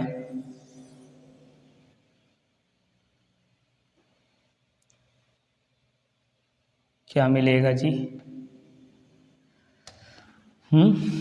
एफ बराबर बताइए, एफ बराबर क्या मिलेगा? एफ बराबर मिलेगा 1/2 पाई, क्या मिलेगा 1/2 पाई और 1/√LC। ठीक, ये हो गया आपका अनुनादी आवृत्ति। अनुनाद की स्थिति में ये आ गई आपकी अनुनादी आवृत्ति। समझ में आया? चलिए, तो LCR परिपथ में ये सारी चीज़ें आपकी कंफर्म हो गई हैं। ठीक है, चलिए एक बार फिर से रिवाइज कर दें क्या आपको? चलिए देख लीजिए, शुरुआत से कैसे करेंगे। कहेंगे सबसे पहले LCR परिपथ में प्रतिबाधा निकालनी, फिर धारा वोल्टेज के बीच कालांतर, फिर अनुनादी आवृत्ति निकालनी है। ठीक है, प्रतिबाधा निकालने के लिए शुरुआत कैसे करेंगे। मानेंगे कि प्रत्यावर्ती धारा परिपथ में L प्रेरकत्व की कुंडली, सी धारिता का संधारित्र, तार प्रतिरोध वाले तार जुड़ा हुआ है। ठीक, इसको जोड़ करके ऐसे दिखा दीजिए। फिर बताइए कि L प्रेरकत्व की कुंडली का प्रेरण प्रतिघात XL है, सी धारिता के और विभवांतर VL है, सी धारिता के संधारित्र का धारितीय प्रतिघात XC और विभवांतर VC है, R प्रतिरोध के तार के सिरों के बीच का विभवांतर VR है और प्रत्यावर्ती धारा I है। खत्म बात। अब फिर इसमें बताइए कौन आगे कौन पीछे है। आगे पीछे में आपको ये बात याद रख ली, संधारित्र में धारा आगे, संधारित्र में धारा 90 अंश कालांतर से आगे। अब संधारित्र में धारा आगे है तो कुंडली में धारा पीछे हो जाएगी 90 अंश, बस। और प्रतिरोध में दोनों साथ साथ चलती हैं, बस। समझिए क्या क्या लिखेंगे, ये चीज़ें मिटा दें, नहीं तो कितने लोग इसको भी उतार लेंगे। चलिए, क्या बात है कि सी धारिता के संधारित्र में धारा वोल्टेज से 90 अंश कालांतर से अग्रगामी होती है। L प्रेरकत्व की कुंडली में धारा वोल्टेज से 90 अंश कालांतर से पश्चगामी होती है। R प्रतिरोध वाले तार में दोनों समान कला में होते हैं। ये बात लिख करके ग्राफ में वही दिखा देंगे। कैसे, ग्राफ फिर से बना के दिखा दें आपको। चलिए, ग्राफ फिर से देखना चाह रहे हैं, फिर से देख लो। ठीक है, देखिए धारा को इधर दिखा दिए, धारा को इधर दिखा दिए। अब प्रतिरोध वाले में जो वोल्टेज है वो धारा के साथ साथ चलता है। धारा इधर है तो वोल्टेज भी प्रतिरोध वाला इधर हो जाएगा। ठीक, अब संधारित्र में धारा आगे, वोल्टेज पीछे है, तो संधारित्र वाला जो वोल्टेज यानी VC है इसको पीछे दिखा दीजिए। इसको कहाँ दिखाएंगे, VC को नीचे दिखा देंगे। ठीक है, संधारित्र में धारा आगे होती है, वोल्टेज पीछे कर दो। और प्रेरकत्व यानी कुंडली में धारा पीछे होती है, वोल्टेज आगे होता है, तो VL आपका आगे हो जाएगा।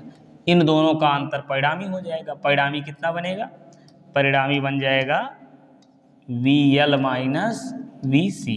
अब यदि ये VL माइनस VC है तो ये भी VL माइनस VC हो जाएगा। खत्म बात। ठीक, और परिणामी इसका विभवांतर V हो गया। तो परिणामी विभवांतर सदिश के नियमानुसार क्या हो जाएगा, V बराबर √VR² plus VL minus VC का स्क्वायर। अब VR बराबर IR होता है, ये रख दीजिए, IXL हो जाए, IXC हो जाएगा। ठीक है, धारा गुणे प्रतिरोध होगा ना, तो प्रतिरोध में प्रतिरोध R होता है और L प्रेरकत्व वाली कुंडली में प्रतिरोध XL होता है, सी धारिता के संधारित्र में धारितीय प्रतिघात XC होता है, तो I गुणे XC I गुणे XL हो जाएगा। I कॉमन ले लीजिए, देखिए स्क्वायर में है ना, इधर स्क्वायर, I बाहर आएगा, स्क्वायर बनेगा। यहाँ से I स्क्वायर जब बाहर होगा रूट से बाहर होगा I स्क्वायर, ये I आ जाएगा। इस I को बटे में कर दीजिए, V/I, यही जो है V/I मतलब परिणामी वोल्टेज और परिणामी धारा का अनुपात, यही प्रतिरोध होता है। अभी बताए थे, देखो R बराबर V/I, ये क्या होता है, परिणामी वोल्टेज और परिणामी धारा का अनुपात। परिणामी प्रतिरोध होगा तो जो परिणामी प्रतिरोध होगा उसको प्रतिबाधा कह देंगे, तो प्रतिबाधा Z बराबर इतना ही आ जाएगा। ठीक है, फिर निकालना कलांतर, क्या, धारा और वोल्टेज के बीच का कलांतर। तो धारा और वोल्टेज के बीच का कलांतर फाई मान लो, तो tan फाई बराबर लंब बटे आधार कर लो, बस। तो ये आपका आ जाएगा कलांतर। देख पा रहे हैं, बस इतने तो करना, tan फाई बराबर लंब बटे आधार। देख रहे हैं, लंब आपका क्या हो गया, VL माइनस VC, आधार इतना VL माइनस VC बटे VR, वही तो किए हैं। देखिए VL माइनस VC बटे VR, ये कलांतर हो गया। तो VL की जगह क्या लिखेंगे, IXL, VC की जगह IXC, VR की जगह IR रख दो, I कॉमन लेके काट दो, हो गया। अब चूंकि VL XL, ये भी आपको याद रखना है, XL बराबर होता है ω/L, XC बराबर 1/ω/C। ठीक, तो XL की जगह यहाँ लिख दिए हैं। देखिए ये कैसे आया ये महत्वपूर्ण नहीं है, ये आपके सिलेबस में नहीं है, होता तो उसको भी बताया जाता, लेकिन फालतू दिमाग में चीज़ें रखने से कोई फ़ायदा है नहीं। तो XL की जगह ω/L, XC की जगह 1/ω/C रखिए, इसको सॉल्व करिए, काम खत्म। ठीक है, ये कलांतर आ गया। कलांतर के बाद हमको अनुनाद की स्थिति निकालनी थी। तो अनुनाद की स्थिति में क्या होता है कि जब प्रतिबाधा कम होगी तो धारा अधिक हो जाए, प्रतिबाधा घट करके इसको शून्य कर दीजिए तो धारा बढ़ करके अनंत हो जाती है। ये स्थिति अनुनाद की स्थिति होती है। अनुनाद की स्थिति में क्या होता है, XL माइनस XC बराबर 0 होता है। तो XL बराबर XC ओमेगा L, इस प्रकार से देखिए XL जगह ओमेगा L 1/ओमेगा C, ओमेगा को उड़ा कर ये स्क्वायर हो गया, LC हो गया, स्क्वायर को इधर लाइए रूट हो गया, ओमेगा का मान 2π/T रख दिए, 1/T का मान F होता तो 1/T की जगह F रख दिए, तो F बराबर 1/π 2π कर लीजिए, इधर 2π/m हो गया, इतना आ गया, आवृत्ति हो गई, खत्म कहानी। ठीक है, चलिए अब अगला प्रश्न देखते हैं भैया। LC परिपथ में प्रत्यावर्ती धारा के बीच प्रतिबाधा, वोल्टेज, कलांतर, शक्ति गुणांक, ये सब चीजें। ठीक, चलिए अब तो बहुत सारी चीजें आपको समझ में आ गई होंगी, ठीक है ना। उसी प्रकार से जैसे पिछला बताए थे अभी हमने, यहाँ पे देख रहे हैं, वैसे इसमें भी मान लेना। जैसे L प्रेरकत्व की कुंडली, C धारिता का संधारित्र, R प्रतिरोध वाला तार जुड़ा है। अब अगर LC परिपथ है, देख पा रहे हैं, LC परिपथ है, ये क्या है, LC परिपथ है, ये L है, ठीक है, LC परिपथ है, तो L प्रेरकत्व वाली कुंडली, C धारिता का संधारित्र ही केवल जुड़ा है, सही है ना। क्या जुड़ा है, चलिए इसको लिख लेते हैं। प्रत्यावर्ती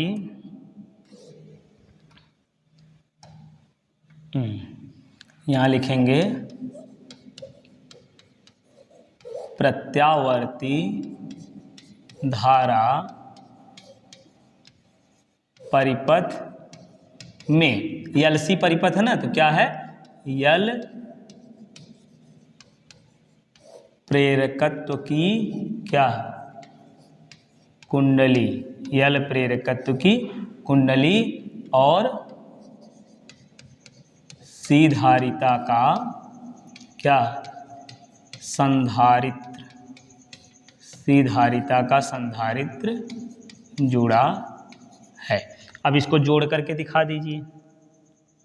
ठीक, कैसे, क्या L प्रेरकत्व वाली कुंडली है, ये कुंडली बना लो, फिर C धारिता का संधारित्र, इसको प्रत्यावर्ती धारा स्रोत से जोड़ दिए, लो जोड़ दिए, L प्रेरकत्व की कुंडली, C धारिता का संधारित्र। अब फिर यहाँ लिखेंगे वैसे जैसे वहाँ लिखे थे, क्या कि L प्रेरकत्व, L, अब देखिए पिछला वाला यदि समझे हैं आप तो ये बहुत आसान लगेगा, वही बातें हैं, केवल R प्रतिरोध वाला तार छोड़ देना है बस। क्या, L प्रेरकत्व की कुंडली का प्रेरण प्रतिघात XL और विभवांतर VL, ठीक, और C धारिता क्या है, C धारिता के, C धारिता के संधारित्र का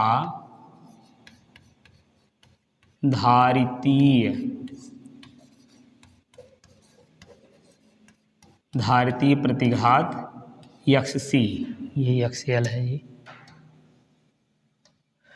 ये XL है, ठीक है, ये XC, और विभवांतर कितना हो जाएगा, VC है। ठीक, ये चीज जुड़ा हुआ है। फिर यहीं बता दीजिए कि क्या L प्रेरकत्व की कुंडली में धारितीय प्रतिघात इतना, विभवांतर इतना है, ठीक है, ये बात यहीं बता दो, क्या कि इसमें धारा I कितना है, यहाँ बताइएगा, फिर कहिएगा धारा I विभवांतर VL से क्या होती है, 90 अंश कलांतर से पश्चगामी होती है। नीचे लिखो यार, इधर क्या लिखेंगे, L प्रेरकत्व की कुंडली में धारा, वोल्टेज लिखिए या विभवांतर, जो आपको अच्छा लगे, वोल्टेज से 90 अंश कलांतर से क्या होती है, अग्रगामी होती है। ठीक, और क्या, सी अग्रगामी कहाँ होती है? धारा वोल्टेज से 90 अंश कलांतर से पश्चगामी होती है। अग्रगामी तो संधारित्र में होती है ना, पश्चगामी होती है। और सी धारिता के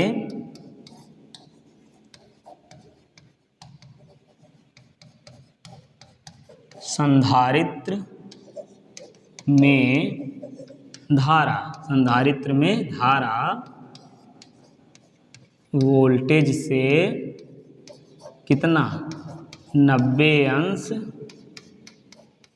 कलांतर से क्या होती है, अग्रगामी होती है। अग्रगामी होती है लिख दीजिएगा, ठीक है। हाँ भैया हाँ, कौन में धारा आई वोल्टेज वी सी से, ठीक है। और यहाँ पे यल प्रेरकत्व वाली कुंडली में धारा आई वोल्टेज वी यल से 90 अंश कलांतर से पश्चगामी होती है, संधारित्र में धारा आगे होती है। अब यही चीज़ ग्राफ में दिखा दीजिए, ठीक है।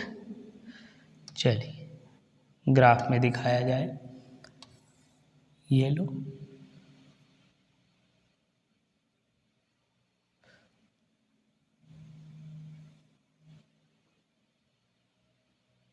ठीक है।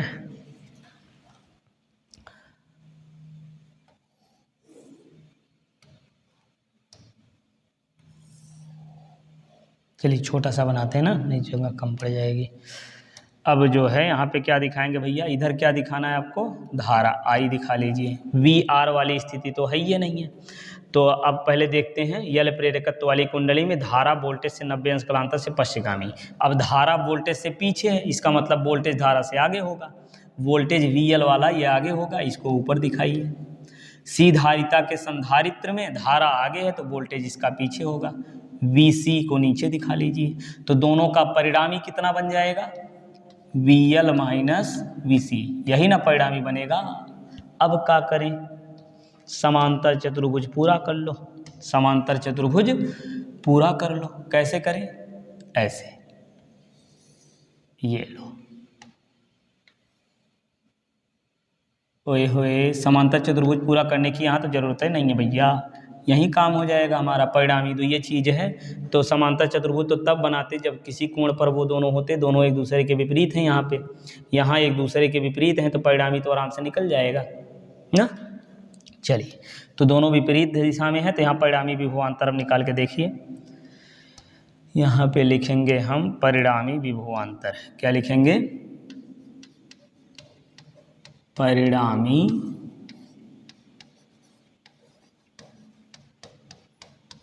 विभवांतर। V बराबर क्या हो जाएगा,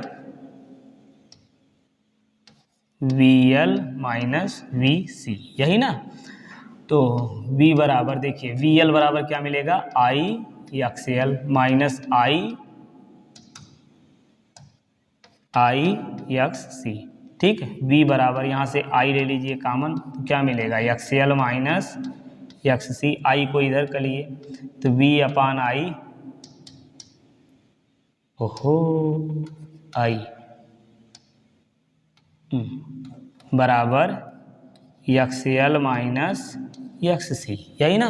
तो V अपान आई यही क्या होता है, जेड, ठीक। जेड को क्या कहेंगे, प्रतिबाधा। यहाँ से हम नीचे लिखेंगे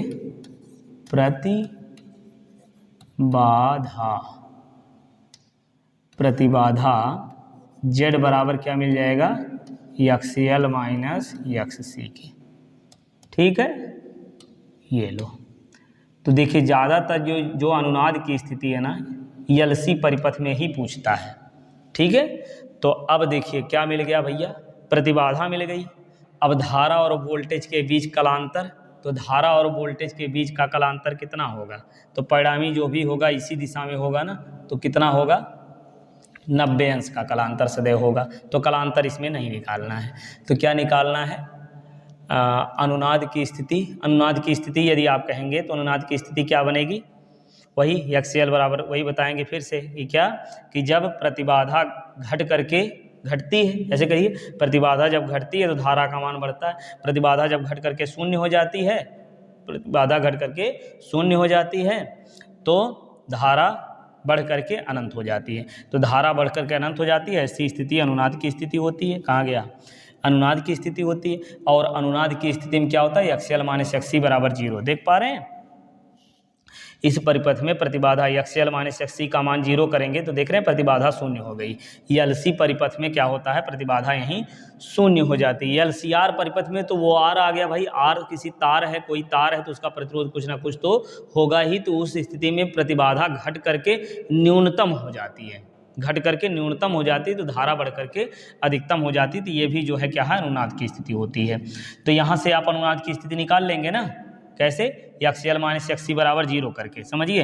ये इसमें LC परिपथ में अनुनाद की स्थिति आपको लिखना है, तो कैसे लिखेंगे समझ लीजिए। देखिए कहाँ गया अनुनाद की स्थिति, ये वाला LC परिपथ में अनुनाद की स्थिति लिखनी है तो यही बात लिखेंगे, यहीं शुरू करेंगे। ये बातें आपको बस केवल इतना नहीं लिखना है, इतना केवल नहीं लिखना है, बाकी सब लिखना है। क्या लिखना है? जब प्रतिबाधा यही कम होती है, धारा अधिक होती है, प्रतिबाधा शून्य हो जाती है, धारा बढ़ करके अनंत हो जाती है, अनुनाद की स्थिति कहलाती है। अनुनाद की स्थिति में XL - XC बराबर 0, सब चीज़ वैसे आवृत्ति आ जाएगी। ठीक, LC परिपथ में अनुनाद जरूर आप लिख लेना, ये पूछता जाता है।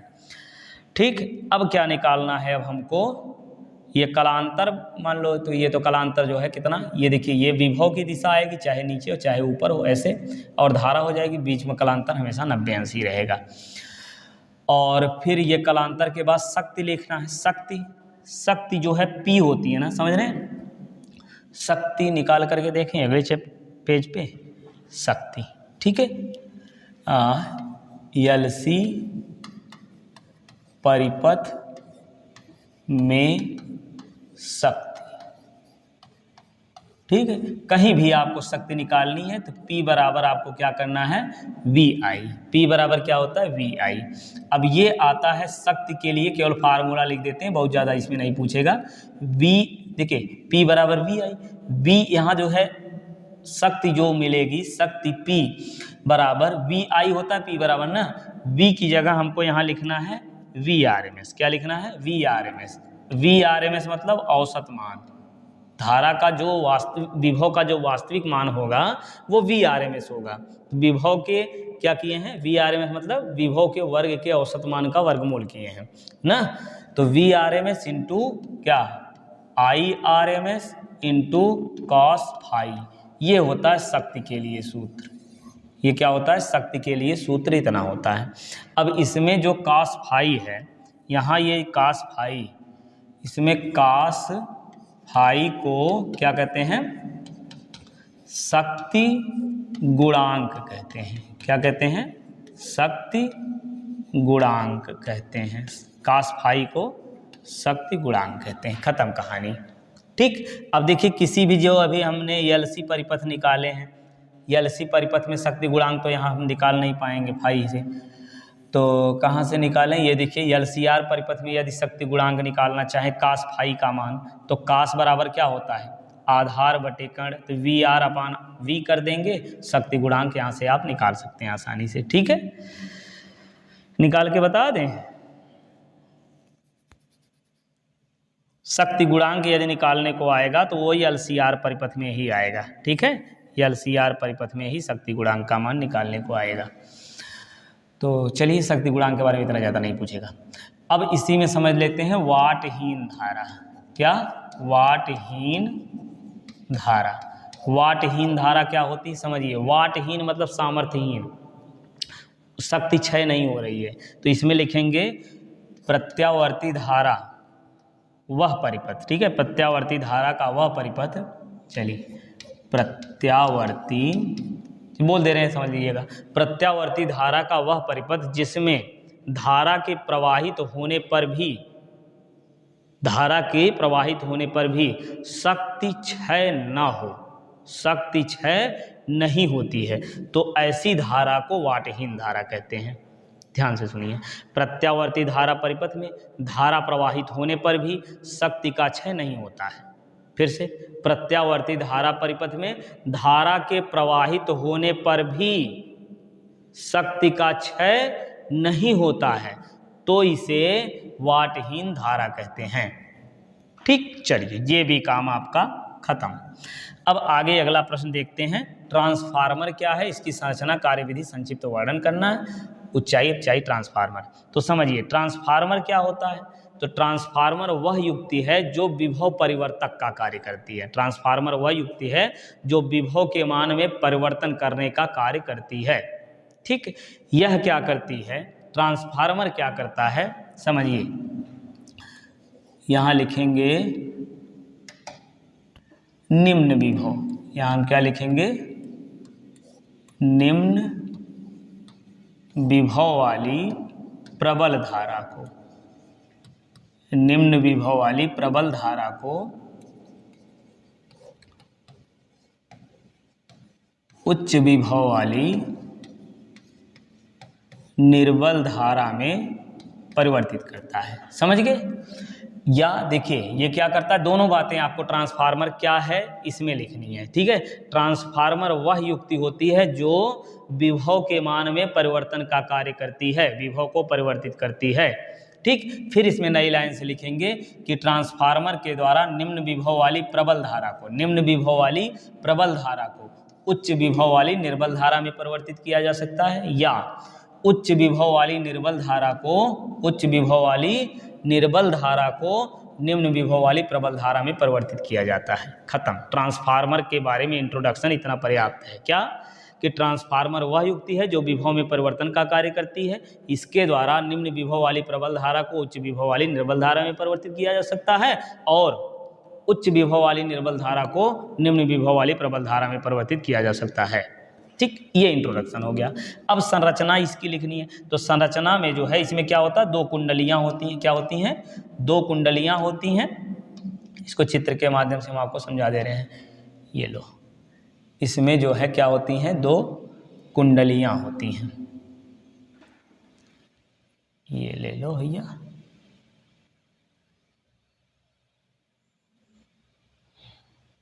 ठीक, ये जो है आपका ट्रांसफार्मर है। इस प्रकार से आप इसमें चित्र बना करके इसको दिखा देंगे। ठीक है, इसमें दो कुंडली होती हैं। इसको क्या बोलेंगे, प्राथमिक कुंडली। ये क्या है, प्राथमिक कुंडली। चलिए यहाँ लिख दे रहे हैं, ये है आपकी प्राथमिक कुंडली, और ये आपका सेकेंडरी वाइंडिंग है, इसको बोलते हैं द्वितीयक कुंडली। ये आपकी क्या हो गई, द्वितीयक कुंडली हो गई। ये प्राथमिक कुंडली, ये द्वितीयक कुंडली। ठीक है, तो प्राथमिक कुंडली में क्या किया जाता है, प्रत्यावर्ती धारा को जोड़ा जाता है। प्राथमिक कुंडली में प्रत्यावर्ती धारा को जोड़ा जाता है। ये होता है निवेशी। ये क्या होता है, निवेशी, मतलब इससे जोड़ा जाता है। क्या जोड़ा जाता है, अभी सुनते जाइए, केवल सारी बातें आपको स्पष्ट हो जाएंगी। ठीक, ये निवेशी होता है। ये होता है निर्गत। निर्गत मतलब यहाँ से निकलता है, यहाँ से लगाया जाता है। ठीक है, तो ट्रांसफार्मर दो प्रकार के होते हैं। ठीक, अभी बता रहे हैं ऊंचाई और अपचाई ट्रांसफार्मर के बारे में। पहले ट्रांसफार्मर के बारे में पूरा अच्छे से समझ लीजिए। इसमें दो प्रकार की कुंडलियां होती हैं। दो कुंडलियां होती, प्रकार नहीं, दो कुंडलियां होती हैं, प्राथमिक कुंडली और द्वितीयक कुंडली। प्राथमिक कुंडली में क्या किया जाता है, निवेशी। ठीक है, प्राथमिक कुंडली में प्रत्यावर्ती धारा को निवेश किया जाता है, यानी जोड़ा जाता है, और द्वितीयक कुंडली से प्रत्यावर्ती धारा स्रोत प्राप्त होती है, यहाँ लगाई जाती है, यहाँ प्राप्त होती है। ठीक, ये बात बताइए। फिर इसके द्वारा यह क्या करता है, देखिए समझिए, निवेशी यहाँ लगाएंगे, अगर निम्न विभव वाली प्रबल धारा को लगाएंगे ना, निम्न विभव वाली प्रबल धारा को लगाएंगे तो इससे प्राप्त होगा उच्च विभव वाली निर्बल धारा। क्या प्राप्त होगी, उच्च विभव वाली निर्बल धारा प्राप्त होगी। ठीक है, उच्च विभव वाली निर्बल धारा यहाँ से प्राप्त हो जाएगी। बात समझ गए। और अगर उच्च विभव वाली निर्बल धारा यहाँ लगाएंगे, उच्च विभव वाली निर्बल धारा लगाएंगे तो यहाँ कैसी प्राप्त होगी, बोलिए। उच्च विभव वाली निर्बल धारा को यहाँ लगाएंगे तो यहाँ से कैसी धारा प्राप्त होगी, निम्न विभव वाली प्रबल धारा। मतलब इसको लगाएंगे तो ये प्राप्त होगा, इसको लगाएंगे तो ये प्राप्त होगा। ठीक है, अब इसको लगाने पर ये वाला प्राप्त हो रहा है, कब, जब ये ऊंचाई ट्रांसफार्मर होगा। ठीक है, ट्रांसफार्मर दो प्रकार के होते हैं, यही बता दीजिए, ट्रांसफार्मर दो प्रकार के होते हैं। ठीक है, ट्रांसफार्मर दो प्रकार के होते हैं। चलिए ट्रांसफार्मर भी यहाँ पे हम बना लेते हैं ऐसे, ये लो,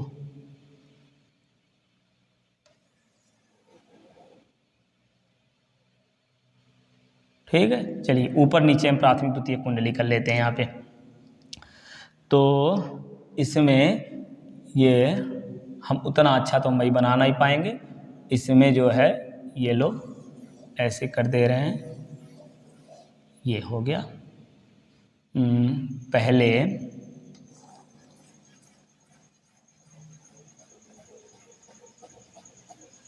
ठीक, ये प्राथमिक कुंडली, ये द्वितीयक कुंडली, ये आपका है ऊंचाई ट्रांसफार्मर। क्या है? ऊंचाई ट्रांसफार्मर। ट्रांसफार्मर दो प्रकार का होता है, ऊंचाई ट्रांसफार्मर और अपचाई ट्रांसफार्मर। चलिए दोनों को चित्र के माध्यम से समझ लेते हैं। ऊंचाई ट्रांसफार्मर में प्राथमिक कुंडली में फेरों संख्या कम होती है, द्वितीयक कुंडली में फेरों संख्या अधिक होती है। और ये जो आपका अपचाई ट्रांसफार्मर होता है ना, अपचाई ट्रांसफार्मर के प्राथमिक कुंडली में, अपचाई ट्रांसफार्मर के प्राथमिक कुंडली में फेरों की संख्या ज़्यादा होती है और द्वितीयक कुंडली में फेरों की संख्या कम होती है। ठीक है, ये आपका है क्या? अपचाई ट्रांसफार्मर, अपचाई ट्रांसफार्मर। ठीक, चलिए तो अपचाई ट्रांसफार्मर क्या, ऊंचाई ट्रांसफार्मर क्या करता है? ये निम्न विभव वाली प्रबल धारा को उच्च विभव वाली निर्बल धारा में बदलता है। पहली स्थिति क्या? निम्न विभव वाली प्रबल धारा को, विभव को बढ़ाता है, सीधी बात। ठीक है, ऊंचाई ट्रांसफार्मर निम्न विभव वाली प्रबल धारा को उच्च विभव वाली निर्बल धारा में परिवर्तित करता है। और अपचाई ट्रांसफार्मर क्या करता है? ये उल्टा, उच्च विभव वाली निर्बल धारा को निम्न विभव वाली प्रबल धारा में परिवर्तित कर देता है। ठीक, समझ में आई बात? पूरी बात देखिए कैसे लिखेंगे। ट्रांसफार्मर क्या है? ट्रांसफार्मर ये विभव में परिवर्तन करने का कार्य करता है। यह निम्न विभव वाली प्रबल धारा को उच्च विभव वाली निर्बल धारा में परिवर्तित कर सकता है, अथवा उच्च विभव वाली निर्बल धारा को निम्न विभव वाली प्रबल धारा में परिवर्तित कर सकता है। इतना ट्रांसफार्मर लिखेंगे। फिर इसकी संरचना ऐसे बना दीजिए। फिर बता दीजिए ट्रांसफार्मर दो प्रकार का होता है। ट्रांसफार्मर दो प्रकार का होता है, या यही क्रियाविधि समझाना चाहें तो यही समझा दीजिए। कैसे? क्रियाविधि में इतना लिखेंगे कि जब प्राथमिक कुंडली से निम्न विभव वाली प्रबल धारा को जोड़ा जाता है, निम्न विभव वाली प्रबल धारा को जोड़ा जाता है। अब ये धारा कैसी होती है? प्रत्यावर्ती होती है। तो प्रत्यावर्ती मतलब धारा का मान प्रत्येक क्षण परिवर्तित होता है। तो जब इसी में लिखना ये सारी बातें। तो जब धारा के मान में परिवर्तन होता, देखिए दो कुंडलियां समीप रखी हुई है ना, दो समीप में रखी दोनों कुंडलियों में से एक कुंडली में धारा के मान में परिवर्तन करते हैं, तो द्वितीय कुंडली में क्या होती है? प्रेरित धारा, प्रेरित विद्युत वाहक बल प्राप्त होता है ना, प्रेरित विद्युत वाहक बल और प्रेरित धारा प्राप्त हो जाती है यहाँ पे। तो यह इस घटना को क्या कहते हैं? अन्योन्य प्रेरण। तो आप यहाँ से ये भी जानते रहिए कि ट्रांसफार्मर अन्योन्य प्रेरण के सिद्धांत पर कार्य करता है, अन्योन्य प्रेरण के सिद्धांत पर कार्य करता है। तो क्रियाविधि में क्या? प्राथमिक कुंडली से जब प्रत्यावर्ती धारा स्रोत को जोड़ते हैं तो अन्योन्य प्रेरण की घटना के फलस्वरूप द्वितीयक कुंडली से निर्गत धारा प्राप्त होती है। ठीक, निर्गत धारा प्राप्त होती है। बस क्रियाविधि भी इतना लिख दो, बहुत है। अगर ज़्यादा लिखना चाहें तो इन दोनों के बारे में यहाँ से क्रियाविधि अभी हम बता दे रहे हैं, वहाँ से आप जोड़ लीजिएगा। क्या? अब बताइए कि ट्रांसफार्मर दो प्रकार का होता है, ऊंचाई ट्रांसफार्मर, अपचाई ट्रांसफार्मर। ऊंचाई ट्रांसफार्मर, ठीक, ऊंचाई ट्रांसफार्मर ये क्या होता है कि वह ट्रांसफार्मर जिसके प्राथमिक कुंडली में, क्या? प्राथमिक कुंडली में फेरों की संख्या कम होती है और द्वितीयक कुंडली में फेरों की संख्या अधिक होती है। क्या? द्वितीयक कुंडली में फेरों की संख्या अधिक होती है। ठीक है, प्राथमिक कुंडली में फेरों संख्या कम, द्वितीय कुंडली में फेरों की संख्या अधिक होती है। यह निम्न विभव, जब प्राथमिक कुंडली से निम्न विभव वाली प्रबल धारा को जोड़ा जाता है तो अन्योन्य प्रेरण द्वारा द्वितीय कुंडली से उच्च विभव वाली निर्बल धारा प्राप्त हो जाती है। ठीक, अब दूसरा समझिए। दूसरा क्या? अपचाई ट्रांसफार्मर। इसमें भी बताएंगे कि अपचाई ट्रांसफार्मर के प्राथमिक कुंडली में फेरों की संख्या अधिक होती है, प्राथमिक कुंडली में फेरों की संख्या अधिक होती है और द्वितीय कुंडली में फेरों की संख्या कम होती है, द्वितीय कुंडली में फेरों की संख्या कम होती है। यह उच्च विभव वाली निर्बल धारा को, यहाँ लिख दें क्या? ये क्या करता है, उच्च विभव वाली निर्बल धारा को क्या करता है, निम्न विभव वाली प्रबल धारा में परिवर्तित करता है, निम्न विभव वाली प्रबल धारा में परिवर्तित करता है। ठीक, और ये आप ऊंचाई ट्रांसफार्मर क्या करता है, ये जो है निम्न विभव